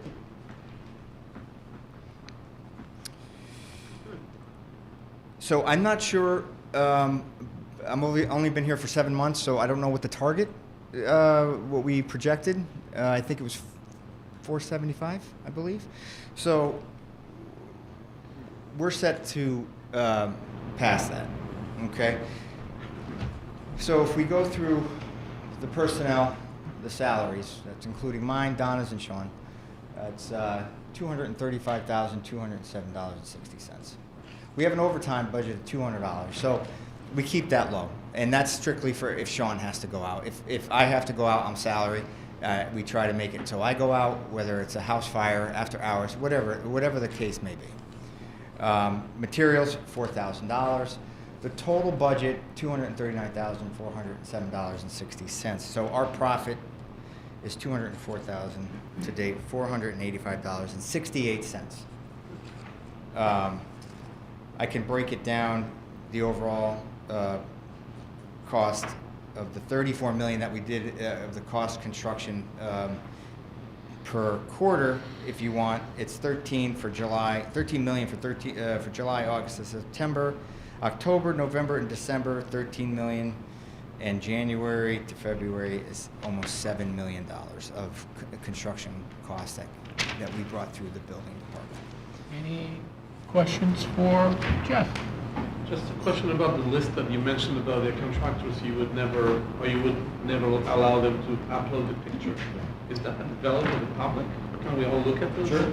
So what we also do, there's certain individuals, so being in the building trade for so long, I hold a high standard. With that being said, that department, we take on the philosophy that we're a resource. We're a very good resource. The better we do our plan review, the better the job's going to go for the contractor. The better we inform the contractor what has to be done on the job site, he's going to be more efficient. He's less likely to fail. The Connecticut State Building Code is a bare minimum standard. We like to take the approach, Sean was a framer, I was a framer, I was a cabinet maker, I was a we have high expectations. We set that stage. there's some individuals that rise to that occasion. We have we have amazing contractors out there, builders out there. They do quality work. Then you have the other half.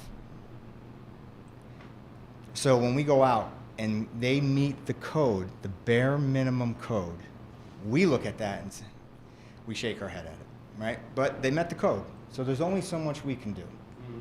So what we do, and talk about efficiency, we take our smartphones out to the job site, and this is where we can do everything here. This is the program, and we can do our inspections right from here.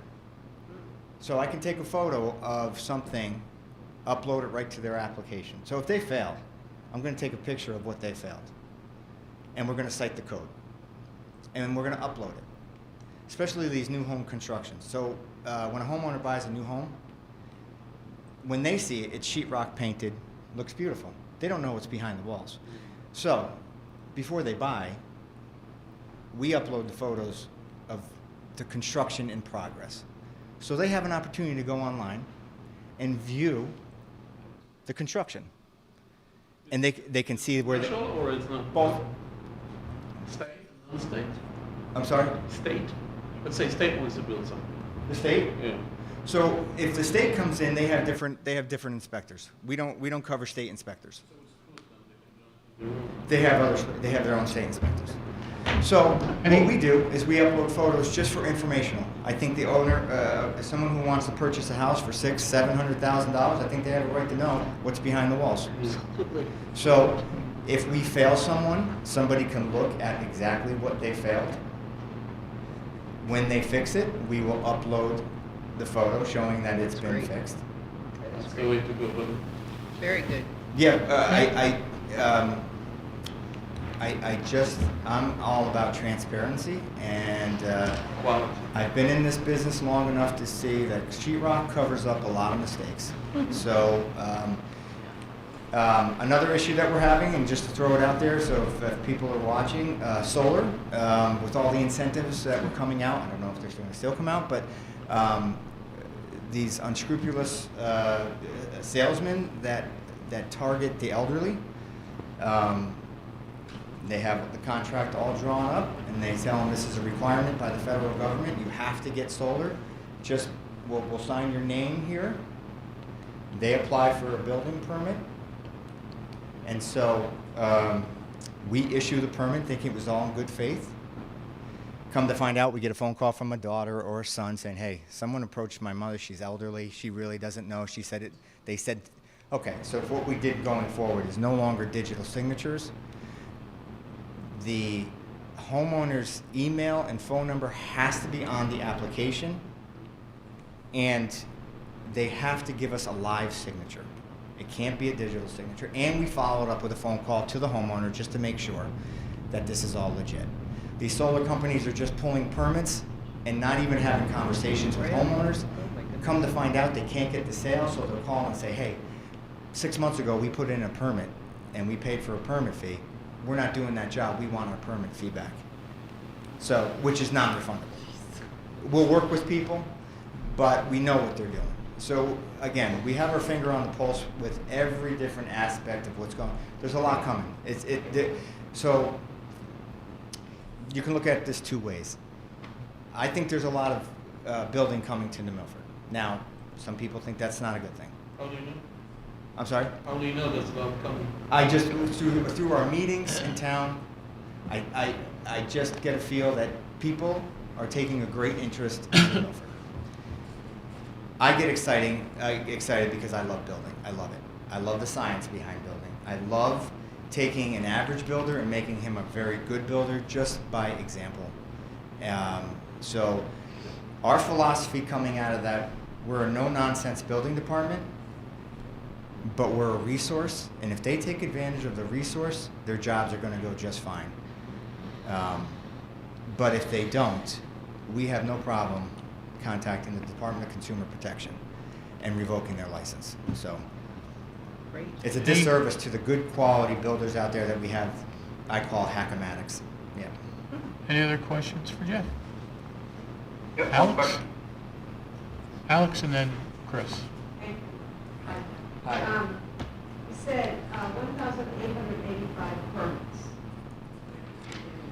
Well, I'm curious to know what percentage of those are for new homes, new structures, new buildings versus renovations and et cetera?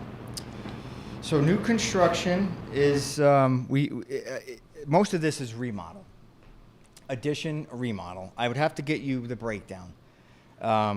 We are still getting new construction homes. So that's a good sign. But most of this is whether it's electrical service change. When somebody does an addition with a remodel, a plumbing permit, electrical permit, all these are taken into account. So we can break, I think we can, the system allows us to break apart new construction versus alterations, additions. So I can get you that information. Okay, sure. We can send it to everybody. Yeah. Thank you. Sure. Any other questions? Chris? Thank you. Just two questions. One, on the revenue side, it's a 100K increase. Is that purely based on higher activity, or is that based on increased fees? So, Chris, if I could answer, Chris, that's where, when we met with Jeff, Olga and I, that's the trend, is it's, we took the trend over the last 4 years, and we used the new trend line number and felt comfortable with the increase. Gotcha. And I can also say, just to add to what the revenue, I spent a lot of time going through permits that were active and looking at the evaluation. And there was one where I know the structure well. I've been in the house. I grew up in New Milford. I know the property well. He put $20,000 for really a $700,000 remodel. He put $20,000. So when the permit was issued, the project's underway, and I said, so I did my breakdown, and I came up with a new permit fee. And I gave him a call, and I said, so here's the deal. We both know it's not $20,000. So I can either do a walkthrough, or we can agree on this price. And he thought that was totally fair. So he didn't want me doing a walkthrough, even though we're going to do it anyway at the end. So a lot of my time is going through evaluations of permit and saying, okay, this is way too low. And then when they're ready for a final, we have to do a cost of accounting. It's only fair. Chris, did you have another question? Yeah, one other question. So in town, we know affordable housing units are going up around town. Some are under construction, some are on the way. Correct. We also know that those bills can bypass virtually all of our zoning rules. Correct. My assumption is they don't bypass any building codes. Would that be correct? That is correct. So you're speaking of the 830G. They do bypass the local zoning laws, but we go by the Connecticut State Building Code, and that's what we enforce. They have to go by it, which brings up the whole Poplar Street thing, which is a whole other mess. But we've been dealing with that on a weekly basis. Yes, they go by the Connecticut State Building Code. Correct. Great, thank you. You're welcome. Any other questions for Jeff? Mary Jane? Can you say anything about the Poplar I can. Street mess? So when I first got here in July, there was a lot of activity, a lot of subcontractors. The place was hopping with activity. Things were going on. As the time went on, I've noticed that the activity has diminished to the point where it just stopped. I did go out there to do an inspection, and I met the project manager.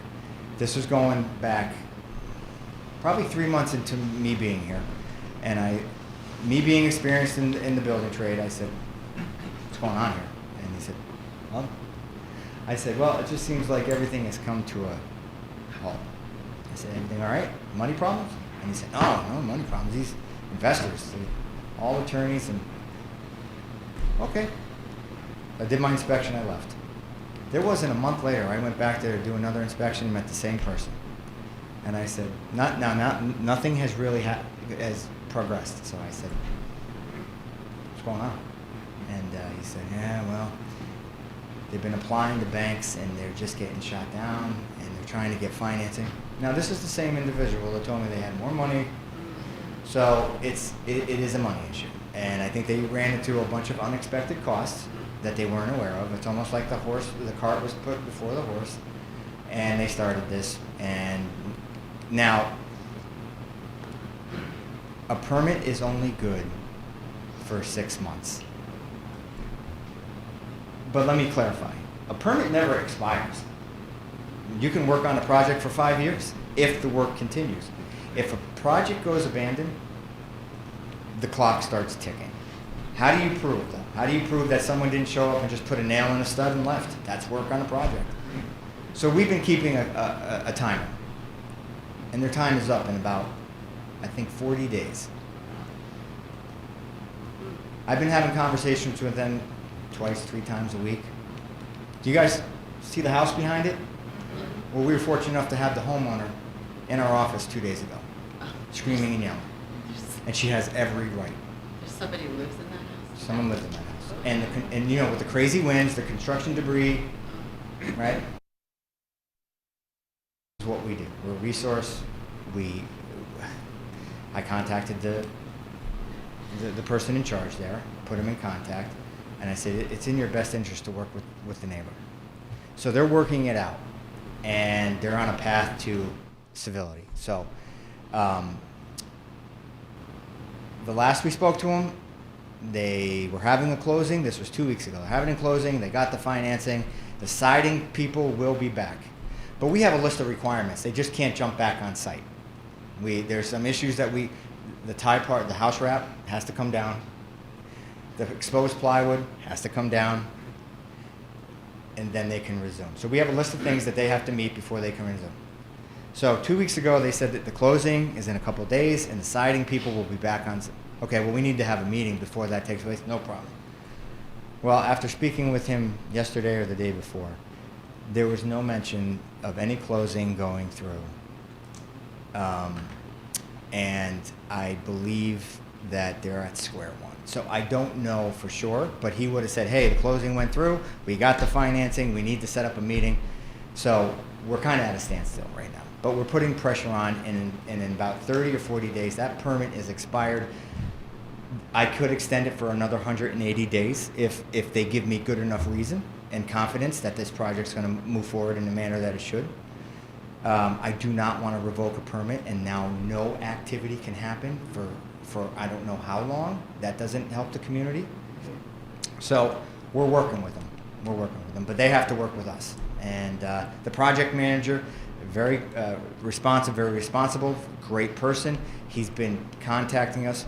The investors, no. So that's where we stand with that. Wow. Any other It's such an eyesore.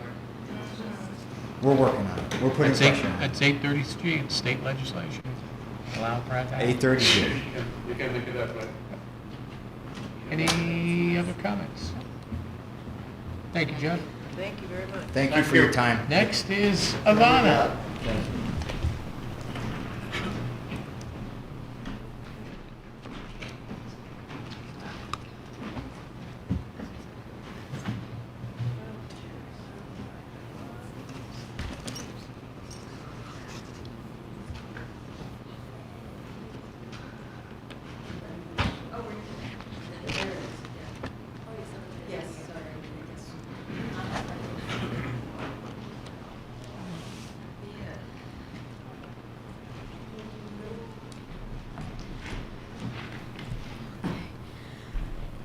Good evening, everyone. Mayor Pete, Town Council, and Board of Finance. Thank you for giving us the time to talk about the budget for social services. Just for the record, can you just say your name, please? Yes, of course. I'm Ivana Butera, Director of New Milford Social Services. Thank you. I start off with this slide because the majority of our budget is for personnel. We are a staff of 5. We have 3 social workers, 3 licensed social workers. All 3 of us are here tonight. We have Alyssa in the middle. Maria De Oliveira is over here. We have our program and volunteer coordinator. She is also here, as is Wanda Filer. And our office coordinator, who would have been here if she wasn't under the weather. basically, I like to say, in some ways, we're a different kind of agency or a different kind of department for the town. Our mission or our charge for the town and our duty is to support the folks in our town that are going through some sort of social economic crisis. That's what gets them through the door. Our mission is to try to provide some sort of resources, connections, intervention to help them support their self-sustainability, help them increase their well-being, and then move forward with their lives.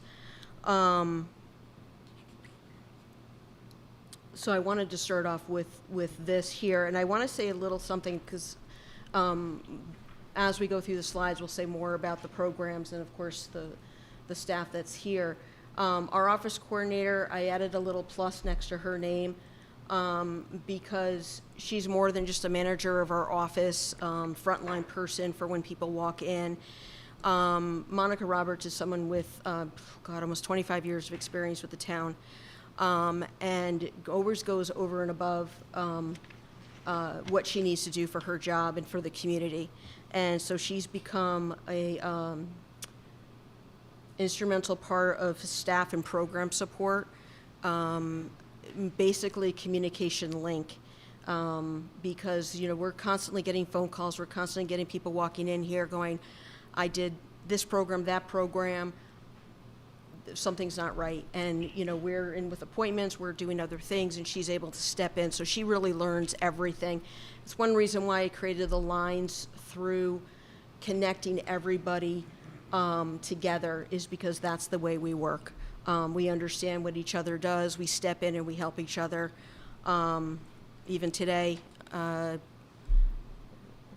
Wanda, you ordered 3,000 pounds of food that I helped unload with Donald.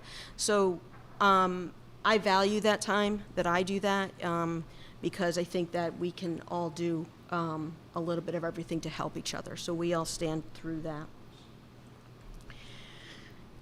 This is a bit of a breakdown of what we do for the community. Our social workers respond to needs through assessment, connection to resources and programs. We assist with applications. We're intake sites for some state applications, energy assistance primarily. Renter's rebate is another one. We offer crisis intervention, navigation, advocacy in terms of housing, food, health, and any other option that we can think of that can help increase self-sustainability or self-sufficiency. Financial assistance, so we do have connections to financial resources, so we help to make those connections and help people navigate their own finances if possible and trying to connect them to resources. The food bank. The food bank is our biggest program, and I have some more information stats to show you on that regard in a couple of slides. But the one thing I like to highlight is the fact that we are a full service choice pantry with access and connection to wraparound services. And what that basically means is that on the left-hand side of the hallway is the food bank, on the right-hand side is social services. So folks are coming to get their food, they're coming to see the social workers. Today we had a parent come in for food, get a scholarship for Park and Rec, go down the hallway and pay for Park and Rec, and get her child into camp before it goes. So there's a lot of things that we can do by integrating those services. Another way that I love to share is the food bank is a cross range of folks. So we serve seniors, we serve families with children, we serve adults without children, disabled adults. And the way we run things with the volunteers and the fact that it's a pantry where you can walk in is somebody can walk in as if they're going to the grocery store with a friend and a companion. And so, we're helping them to make those choices, hopefully nutritional choices, since we do follow what's called the SWAP program. And in the meantime, it's just a relationship of people getting to know each other. And another way of the fact that we're a social service agency providing food is, I don't know how many times I've got Wanda come into my office and going, hey, one of the volunteers has noticed that so-and-so happens to be a senior, hasn't been here for 3 or 4 weeks, and he's usually a weekly person. So we get to get on the phone, we get to call our friends at the senior center and say, you've been in touch with them, you have an emergency contact for the family, maybe, you don't need to tell us anything that's private, but we just want you to know that somebody who frequents the food bank isn't coming right now. So we can make those services. So again, when you've got folks that are dedicated and committed and trained and observant and mindful and compassionate, it's something that we bring to the program. So we do more than just fight food insecurity. We fight everything that's around it. Snap at the Farmers Market is also a wonderful program that grows and grows every single year. Wanda, as a program coordinator, you might have seen her out there with her wonderful other worker, Allison, per diem worker. They're there every Saturday from June to November, right next to the farmers, offering this program that allows some of our folks, it gives them more of an equitable opportunity to choose nutritional foods. These are folks that are some of our lowest incomes, or seniors on fixed income. They're working families and single adults. And it's a win-win because the farmers are gaining more customers, more revenue, and I'll show that in a second. It brings everything up to the table to make more equitable options. And we really do appreciate that program, and it's a fantastic program.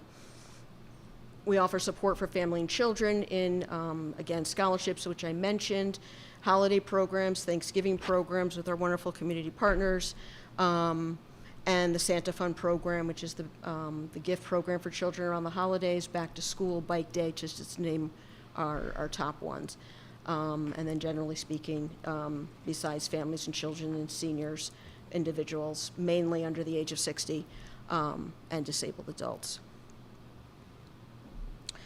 I had fun putting this slide together because, again, I can't come in here and speak of revenues, but I can come in here and I can tell you how we can redistribute funds back into the community, which we think is extremely important. Yes, we're social workers. Yes, we're trying to improve people's lives, but there is quantitative information that I can share with you to help understand that. So on the left here, for input, I have the budget, which for our budget, which is $284,000 and change. 278 again is personnel, because the majority of it is for personnel. But if we jump over to the third column, the output was over $500,000 put back into the community this year through the resources that we're able to connect folks with. We work with them closely to do this. We work with them on these applications. Our social workers put in endless hours. ARPA funds are in there, which I just want to say another thank you to the town council and to the mayor for giving us $100,000 or designated $100,000 2 years ago. We have surpassed that. We're at $113,000 because we were fortunate enough to receive more funding from you guys. We have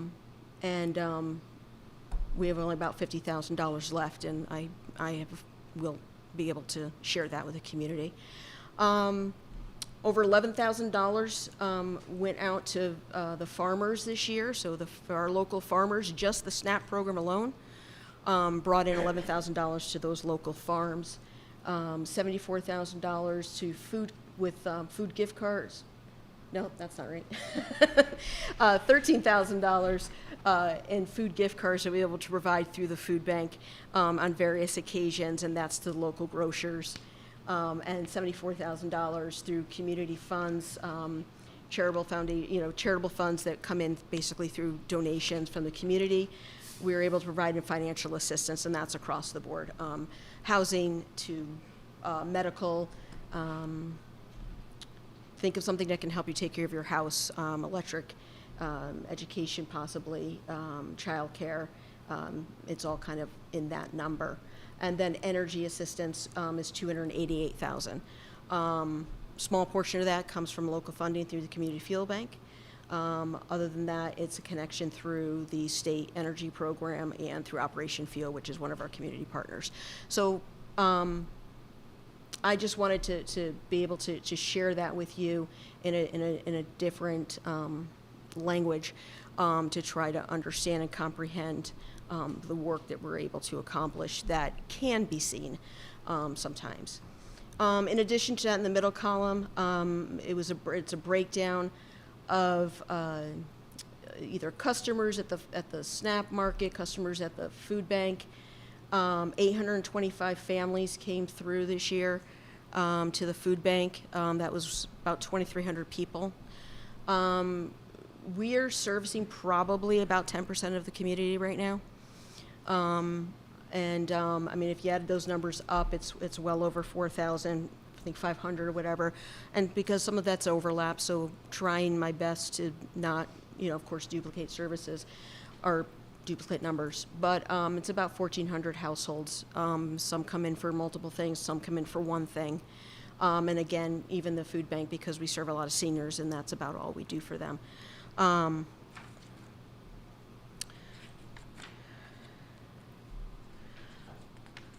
The next thing I wanted to share, again, just going back to the fact that our budget is personnel, and so we're talking about these wonderful folks over here that are doing a lot for our community. Part of Wanda's position is volunteer management.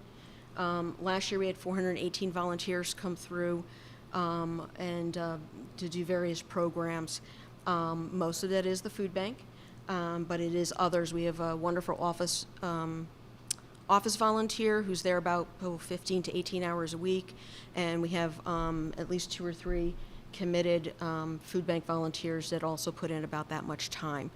Actually, if I went back to the first slide, the one staff on the blue down there that I didn't really talk about is the 20-plus weekly volunteers that she manages. And if you were to add up all their hours and time, it would basically cover about 2 full-time employees. So that's how much we value. I can't even begin to say thank you to the volunteers and everything that they do for us to accomplish what we do. So again, these are some of the programs. I wanted to, I didn't pull it out. Yeah, Santa Fund. Santa Fund was 288 families this year, and it was 569 or 579 children. And there was about 60 more families than we've ever seen before in Santa Fund. We didn't know if we would be able to help every single child that was looking for a gift from us and from our community. But with the help of our community and the countless hours from our Santa Fund volunteers, we were able to pull that off. So we thank the community again for that. So again, I just wanted to mention it's over 5,500 hours of volunteer work, so there's a lot for her to manage, a lot of her, in addition to just the programs themselves and the coordination of those programs. Crisis intervention, crisis intervention kind of goes across the board, and I should have been more specific to mention that it was post-crisis navigation is what I should have done in that, and title that one, because that really speaks to Alyssa. Alyssa is a social worker and post-crisis navigator. So in addition to just kind of seeing those appointments where people are coming in and we're helping them with financial things and connecting them to resources and applications, especially energy assistance around this time of year, people drop off those applications sometimes, so there's a lot of work that's not even on the calendar because it's right there in front of us. She carries about, she carries a caseload on average about 30 people that she is watching, she is supporting constantly. She can have someone in her office for 2 hours because they came in a crisis, and she's got to put aside everything else, and that's where we'll all step in and try to do something, especially Monica and Maria. Sometimes things just come up, and so she puts about majority of her work, 30 to 35 hours over 40 hours, is managing those cases. What are those cases? Those are usually ones, we call them our high-risk higher risk population, they're more vulnerable to not be able to get from point A to point B as quickly because there's more obstacles in their way. It could be someone she's working with who is post-crisis of a intimate partner situation. So there's now a separation in the relationship, there's an interruption. With that interruption comes, of course, usually there's a financial interruption in that when one partner leaves. On top of that, everything else that just kind of goes around that interrupts your ability, interrupts you being able to take those steps forward. We all know that when we're at higher stress levels and something else is bothering us, whether it be illness, it could be a family member who's ill. Those added stresses sometimes can interrupt the most basic of things that we need to do just to get through the day. Get the kids to school, pay the bills. Remember to pay the electric bill before it gets turned off. You know, it could be simple things like that.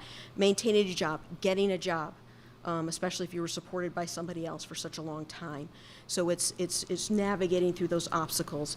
It could be mental health crisis, an acute mental health situation. It could be acute substance abuse or substance use situation. Again, just compounded issues that cause it. Could be homelessness, actually. Alyssa's been dealing with that quite a bit recently. Or a diversion, what we call a diversion from homelessness, which is people on the brink of, they're being, evictions are being threatened, and they could be on the horizon, so how do we divert that?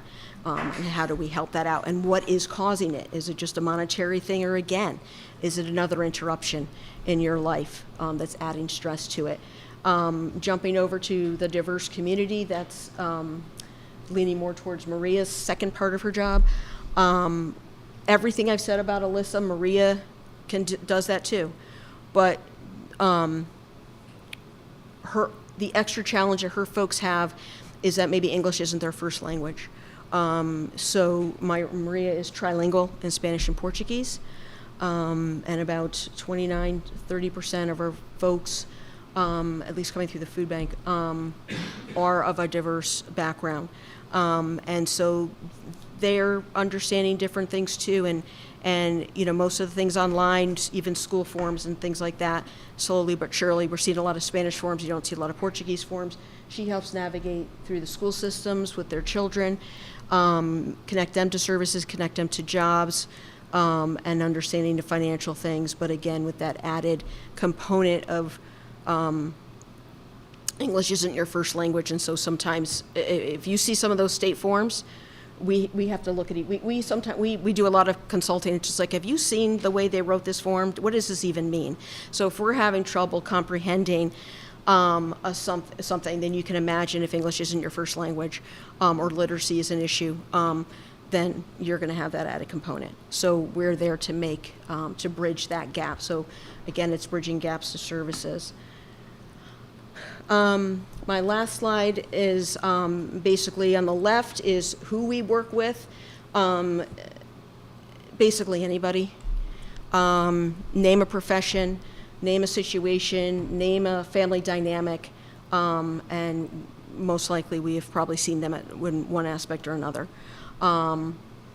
The other thing I wanted to send is when the mayor and I meet, we talk a lot about the food bank trends. And the one reason for that is just because it's a pulse on what our folks are going through, and basically what between our household numbers have gone up. Last year we had 373 on average. This is by month. So I mentioned over 800 families. On average, we were seeing 373 families per month coming through the food bank. On a weekly basis, you're gathering about 250 because they don't come every week. And our families with children, we've seen more of them come back to the food bank, and our seniors have come back to the food bank. And the visits are more frequent. We've had over 11,000 visits this year, up from 9,000 from last year. And like I said before, 2,300 people unduplicated. So that just means we catch them at registration. So 2,300 people, just the food bank alone, and that's adult, children, and seniors. My apologies if I ran through this very quickly. It's past my bedtime, so I apologize for that. Any questions for Ivana? Right, questions. Katie? Not a question, Ivana. I just would like to say that I do a lot of stuff with you guys over there, and you're great. And I'd like our community to understand that the social service office that we have in New Milford is so unique. It's really standalone compared to cities. They can't do as many things in one place as you guys are able to do it. And just, I work for United Way part-time, and Alice, I think most people know what that stands for. Those are struggling people. They have assets that are limited, and they're employed, some of them are not. Income is constrained for them. But it's 2 years old, the way the report's done, but 44% of the people in the town, New Milford, are either considered Alice or poverty. 44%. So it's almost a half of the time. Well, that's pretty close. Yeah. And it's a trend, and unfortunately, in a lot of our towns. And so I think that aside from the fact that you've always really given a great amount of help to people, and that you are able to do it with people who are counselors and food, etc. Has been in these last 3-4 years, I'll say, so important what you do. And I think the community is also to be thanked for what they do, because you really have a lot of, donations and things like that are important. But I just want everybody to realize that if you lived in another town, you wouldn't have these people at the end of the phone line. They would send you somewhere else. Yeah, It's true. it's true. And there are times when we have to send you someplace else, but the one thing that I'm really proud to see that my staff can do is that we don't send you alone. Whether if we have to send you someplace else, we'll call, we'll have you check in, we'll walk you through it, we'll inform you so you can make a best. You don't know what to ask if you don't know the information. So we try to demystify things. So yeah, even in that regard, we're still there for them, and we're also, I sometimes, especially since COVID, I'd like to kind of use the phrase every once in a while that we're human service responders, because as things change, as things pivot in terms of the economy, family life dynamics, community dynamics, we're there to pivot with it. And that's our job, is to continue to try to figure out options and accessibility to services. One thing, going back to the food bank, that I wanted to, having Wanda here for the last 3 years, we've been able to increase accessibility to folks. We have seen folks come back to the food bank because we're able to make those special arrangements with them, that they don't have to leave work early, and they can come in and get their food. And I've seen old friends, that I worked with years ago, when I was in Wanda's position and Alyssa's position and Maria's position. And it's great to see them come back because we were able to provide accessibility and attention to their needs, and mindful of that and trying to pivot with what we have. And we constantly are doing everything we can with the resources that we do have, knowing that they're very limited. I also wanted to just do a shout out. Some people don't realize, they think we work with poverty level folks, and we do. But we also work with those Alice folks. We work with working folks. We work with people of higher incomes. We don't work with just the low income. We work with the low and moderate income. And some of our programs and some of the things we're able to do can go pretty high. One single person making up to $56,000, we can help you. It may not be as comprehensive because I can't change the state rules, but we'll be able to do something. We'll be able to respond. A family of 4 making up to $109,000. It might sound like a lot of money for some, but it's not, because we all know it's just not. But we have community partners, we have local funds, we have a wonderful, wonderful Milford community that supports us with donations, and we use them wisely. We try to really be good stewards of everything that is given to us, from food to gift cards to toys to money. And the ARPA funds, that was one special thing that, again, I can't say enough how much we've been able to see. About 17 or 18% of those applications, or those applicants, were people that are above that 75%. So those are people that I may not, my hands would be tied, our hands would be tied. So we'd have very little resources, and we've been able to help folks because the ARPA funds, there is no income cap for that that's put upon us. It's just the interruption of COVID to your finances. Yes, that is a commercial, so if anybody out there needs help, please. I mean, that's what we do. So if I'm going to get a chance to tell you if there's somebody out there that needs help, please come to us. Please come to us. We'll do what we can. Any other questions for Val? Mary Jane?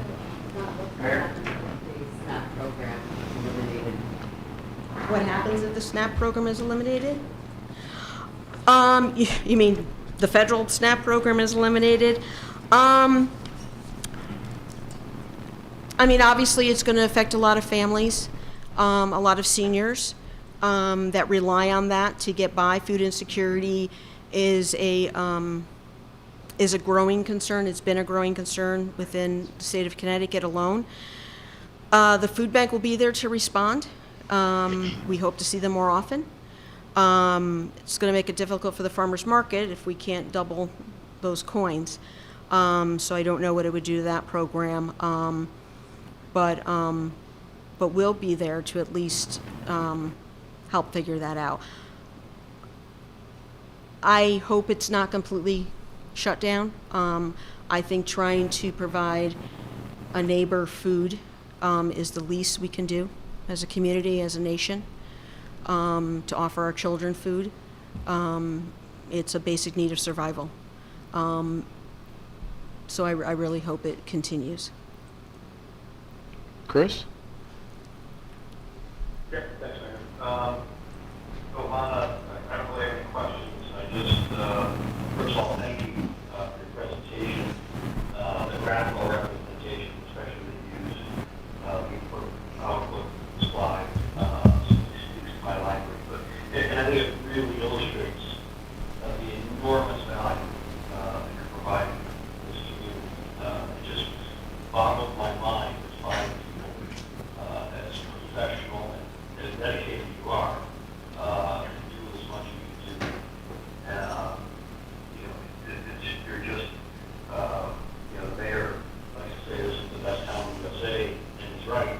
But largely because a lot of what you find people do, which is day to day, so just thank you all. Thank you, Chris.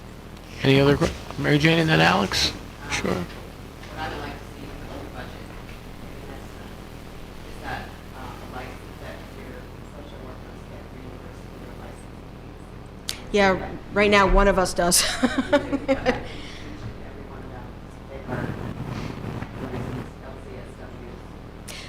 One LCSW, two LMSWs. Well, thank you for that support. I'm sorry that you are underpaid. The job that you are underpaid and looking at all the very direct positions in the town. You're a lot. I don't think that's fair. That's something we need to make a change. Alex? And again, you know that I'm a supporter, and I've heard a lot of people your way. Sorry for the extra work, but it's good to know how many different ways that you can help the community. Just for budget clarification, there's an increase in your personnel line of $21,700. Could you just speak to that? I know that Sure, sure. Yeah, so that has to do with the ARPA funding. So we received ARPA funding to support our post-crisis navigator, and we're coming towards the end of that. So Olga, who's wonderful with math, realized that there's about $48,000 is prorated from ARPA, and the 21 would keep it going. Last year we were able to ARPA was able to supply. So it was money saved, savings on the town, and it was greatly appreciated. But it's starting to run low. Yes. Yes. Yep. Yes. Yes. Any other questions or comments for Ivana? Thank you, Ivana, and thank you to the entire team. Thank you. Great job. Thank you, everyone. Thank you for your time. Next is Candlewood Lake Authority. Steph, was it 9:30? Okay. Okay.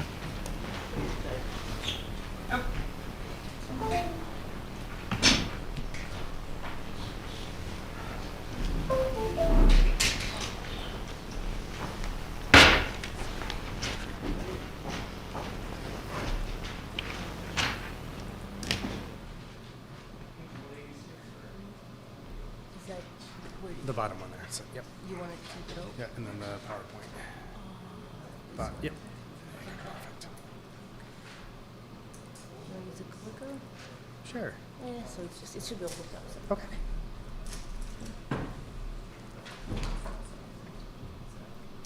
Great. Well, thank you.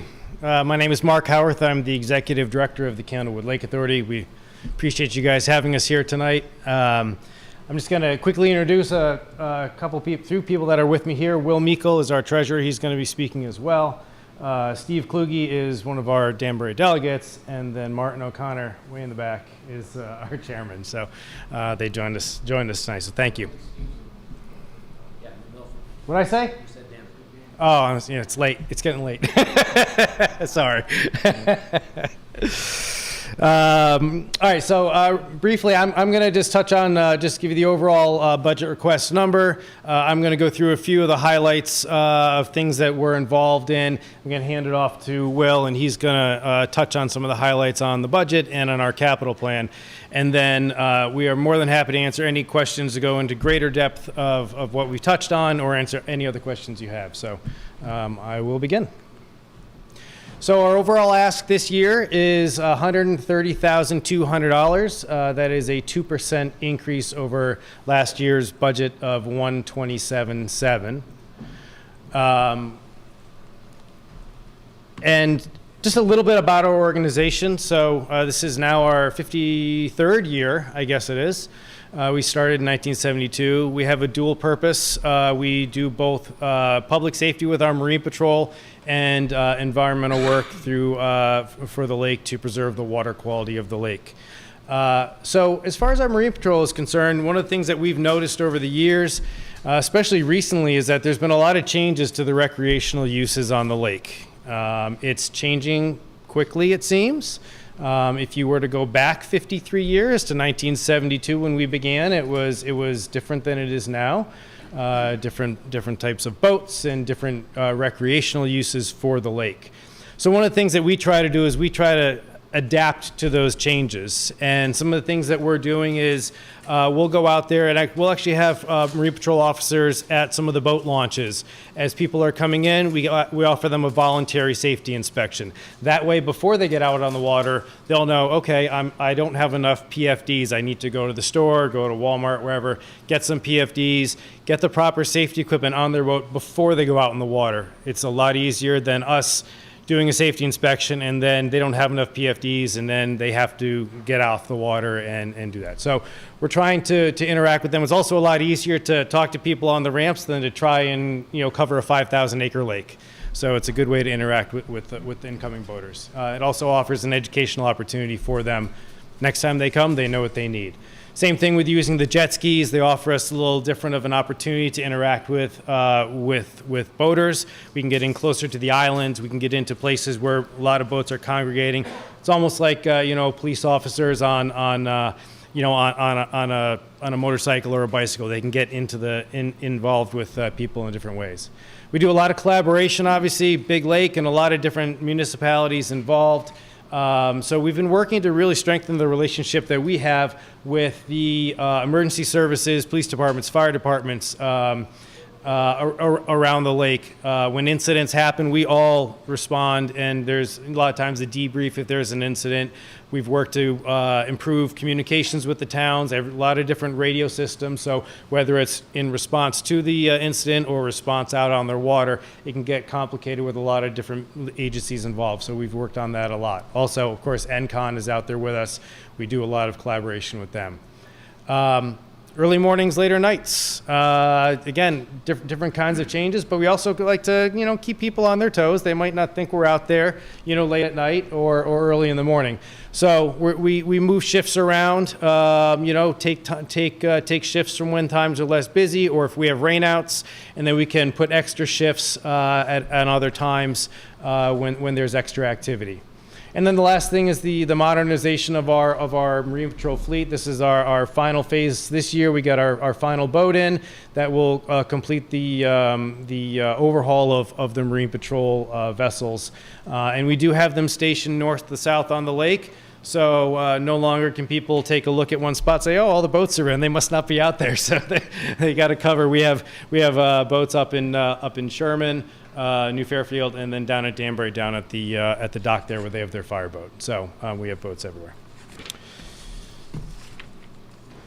On the ecology side, we are in phase 2 of our, as the scientists call it, a nutrient budget, but it's not that type of budget. It is more about nutrient pollution. So algae on the lake is driven by things like phosphorus and nitrogen.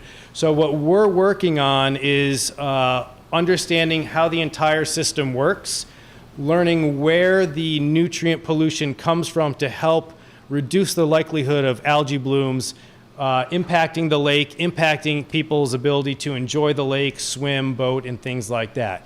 This year we did phase 1, which was, this past summer, we did phase 1, which was doing hundreds of samples in the lake to understand how much of the nutrients are coming from internal loading. So from the lake bed itself, which was former farmland, a lot of it, how many of those nutrients are coming out of the soil into the water. This coming summer, we are going to study the inputs into the lake, so the streams that are coming in and groundwater. And there's a few other a few other components to it, but we're going to build the entire understanding of how the lake works. That will then inform our management recommendations. So if we know where the nutrient pollution is primarily coming from, that will give us a better chance of reducing those nutrient sources and reducing the likelihood of algae blooms impacting the lake. Invasive species are a big problem, so we're always on guard for new invasive species. Hydrilla is a big one.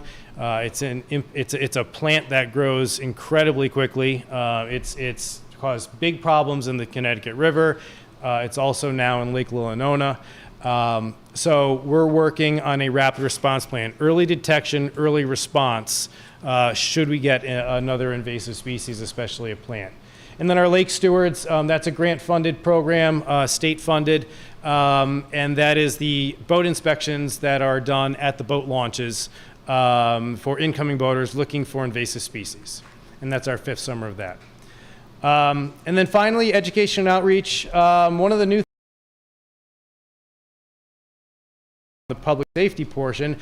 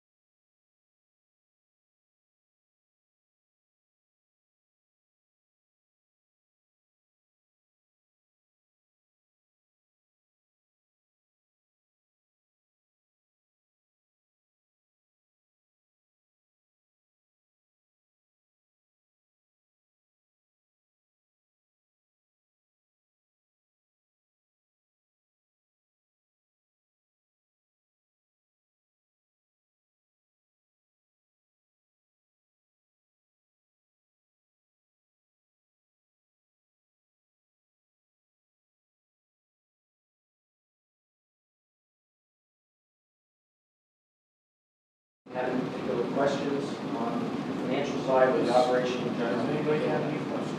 Okay, before you do One that, sec, we just need to extend. can I have a motion to extend the meeting to So 10 moved. minutes? Thank you. Any discussion, all those in favor? Aye. Opposed, any Aye. abstentions? Thank you, Chris. So, an extra 10 minutes. Katie? You do both. I never got around to see anything out of this guy's research, but I'm just curious what brand it is and how big it is. I can never remember the brand. So it's a change in brands. The brand is Munson. They're made out of Washington State, actually. And the reason for the swap is because they really specialize in this style of vessel. So it looks, it's a similar style to a lot of the fire boats that you see that have the drop front. It has an enclosed cab, so we can do science and research and have it and extend our seasons and be out there in different weather. It'll also, we're calling it a science boat, but we're actually, and that is its primary function. But we want to make the most use of it as possible. So it is going to serve additional functions for that. So it'll actually have a small lifting davit on it. So instead of taking our big arc out, which we use, we put over 80 speed navigation cabs and buoys out there on the lake. That boat is really good for spring and fall doing those things, to go run around. And throughout the season, we're checking buoys, we're repositioning them. Sometimes they get knocked off there. So this boat will serve and be able to do things like that. How long is the boat? I'm sorry, 24 feet. Yeah. And then the other thing, will also have blue lights on the top. So it'll serve as not really an active patrol boat, but for things like fireworks night, for special events where we need an extra presence out there, it'll also be used for that. And then, of course, if we need to, I know we've had to go out to the island sometimes. I've had to take some of our CEOs out there, and it's not easy jumping off the barge, the ark onto an island. So this, this will actually be a little bit more. So that's what we're doing. Yeah. And What's the overall health of the lake? What's the overall health of the lake? Overall, and it's always tricky because there's a lot of components, right? So when you're talking water quality, the water quality has at least maintained, if not slightly improved over time. Now we have almost 40 years of data, which is a really long data set for any type of a lake. So we've got 40 years of data. We have seen it at least stay the same, if not slightly improve.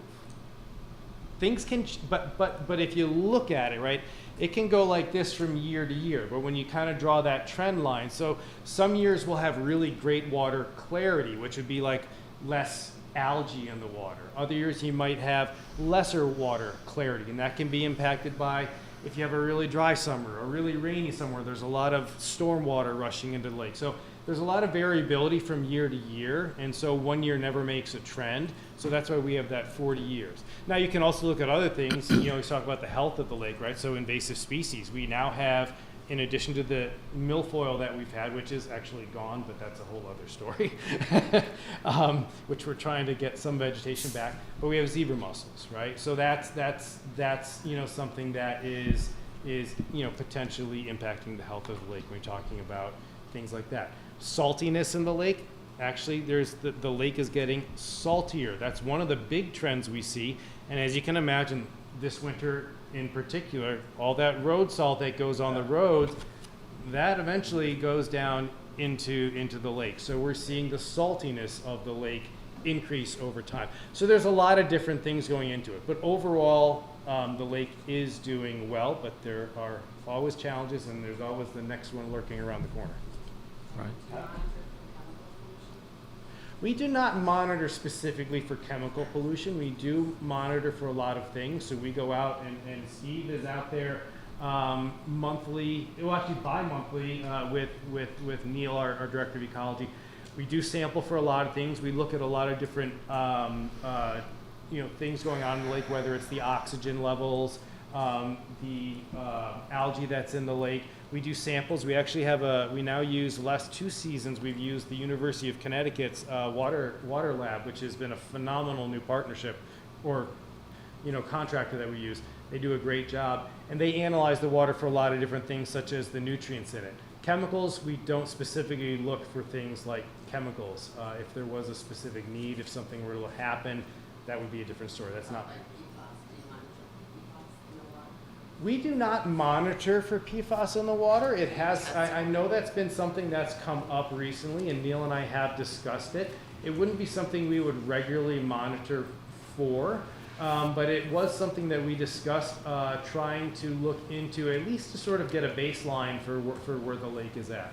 Yeah. Yeah, because, I mean, obviously, you know, we had problems with septic systems in the lake, and that also is a big source of PFAS. And septics are always, I mean, the almost the entire lake is septic systems. I mean, the only sewer I think is just down in Danbury where the condos are, and everything else is septic. And you know, the soils in the lake vary greatly from, you know, you look at something like, say, like, well, I mean, look at all the islands. Candlewood Isle, that was a hilltop before this was a lake, right? It's rocky, right? So, you know, and there's other places. So it's a lot of different soil types, and yeah, septic is certainly something that is important to make sure that people maintain, that we always encourage people to maintain their septic systems. Any other questions? Brian? How do we get zebra mussels? We don't know. We don't know. Yeah. Let him go. Oh, you want to? Well, I think the important thing is to wonder how we didn't get them way sooner. They're hitchhikers on boats that come in and out, and they're in the Houstonic has had them for 12 years, 13 12 years, or 13 years, yeah. And in you know, a few years ago, we found a few on a dock that came out, and that became our little hot spot. And I don't know if you've walked the shoreline now, the water's down. I mean, they've been very successful. But if you look at any of the research, and if you see the way they proliferate, we have to learn to live with them. And that's why it's so important to have a rapid response plan for anything else that gets into the lake. But we're assuming they came in with, they hitchhiked in on a dock or a boat. Because the only other way that. So the Lake Steward program that I mentioned, that's that state-funded program where we do boat inspections. Yes, we do. But the important thing to understand in our state of Connecticut, we do not have mandatory inspections. We cannot make them mandatory. They have to be voluntary. And on top of that, there is a lot of access to this lake. 2 state launches, 5 municipal launches, 60-something communities, many of which have their own launches.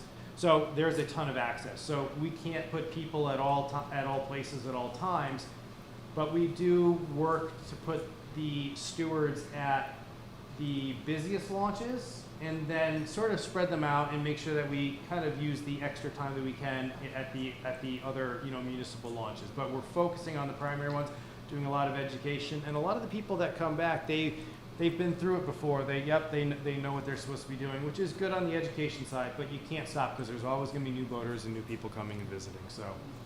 Alex? Okay, first, can you eat those zebra mussels? You can.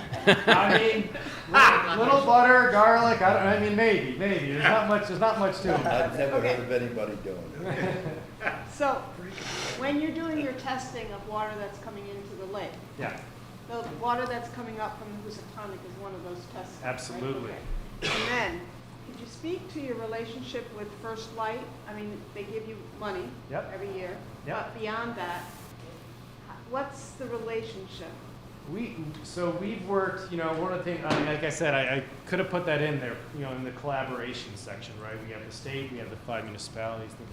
First Light is another key partner that we work with. And we've worked really hard in the last few years to build that relationship with First Light. And it's gotten to the point now where there's great sharing of information and data. We have a good working relationship with First Light. We're not always going to agree on everything, right? I mean, that's the way it is, and we'll let them know. But that doesn't mean we can't work together. So for instance, like we have right now, the shoreline management plan is in its 6-year review cycle. That is First Light's plan through their license for managing the shoreline, because they own the immediate shoreline there.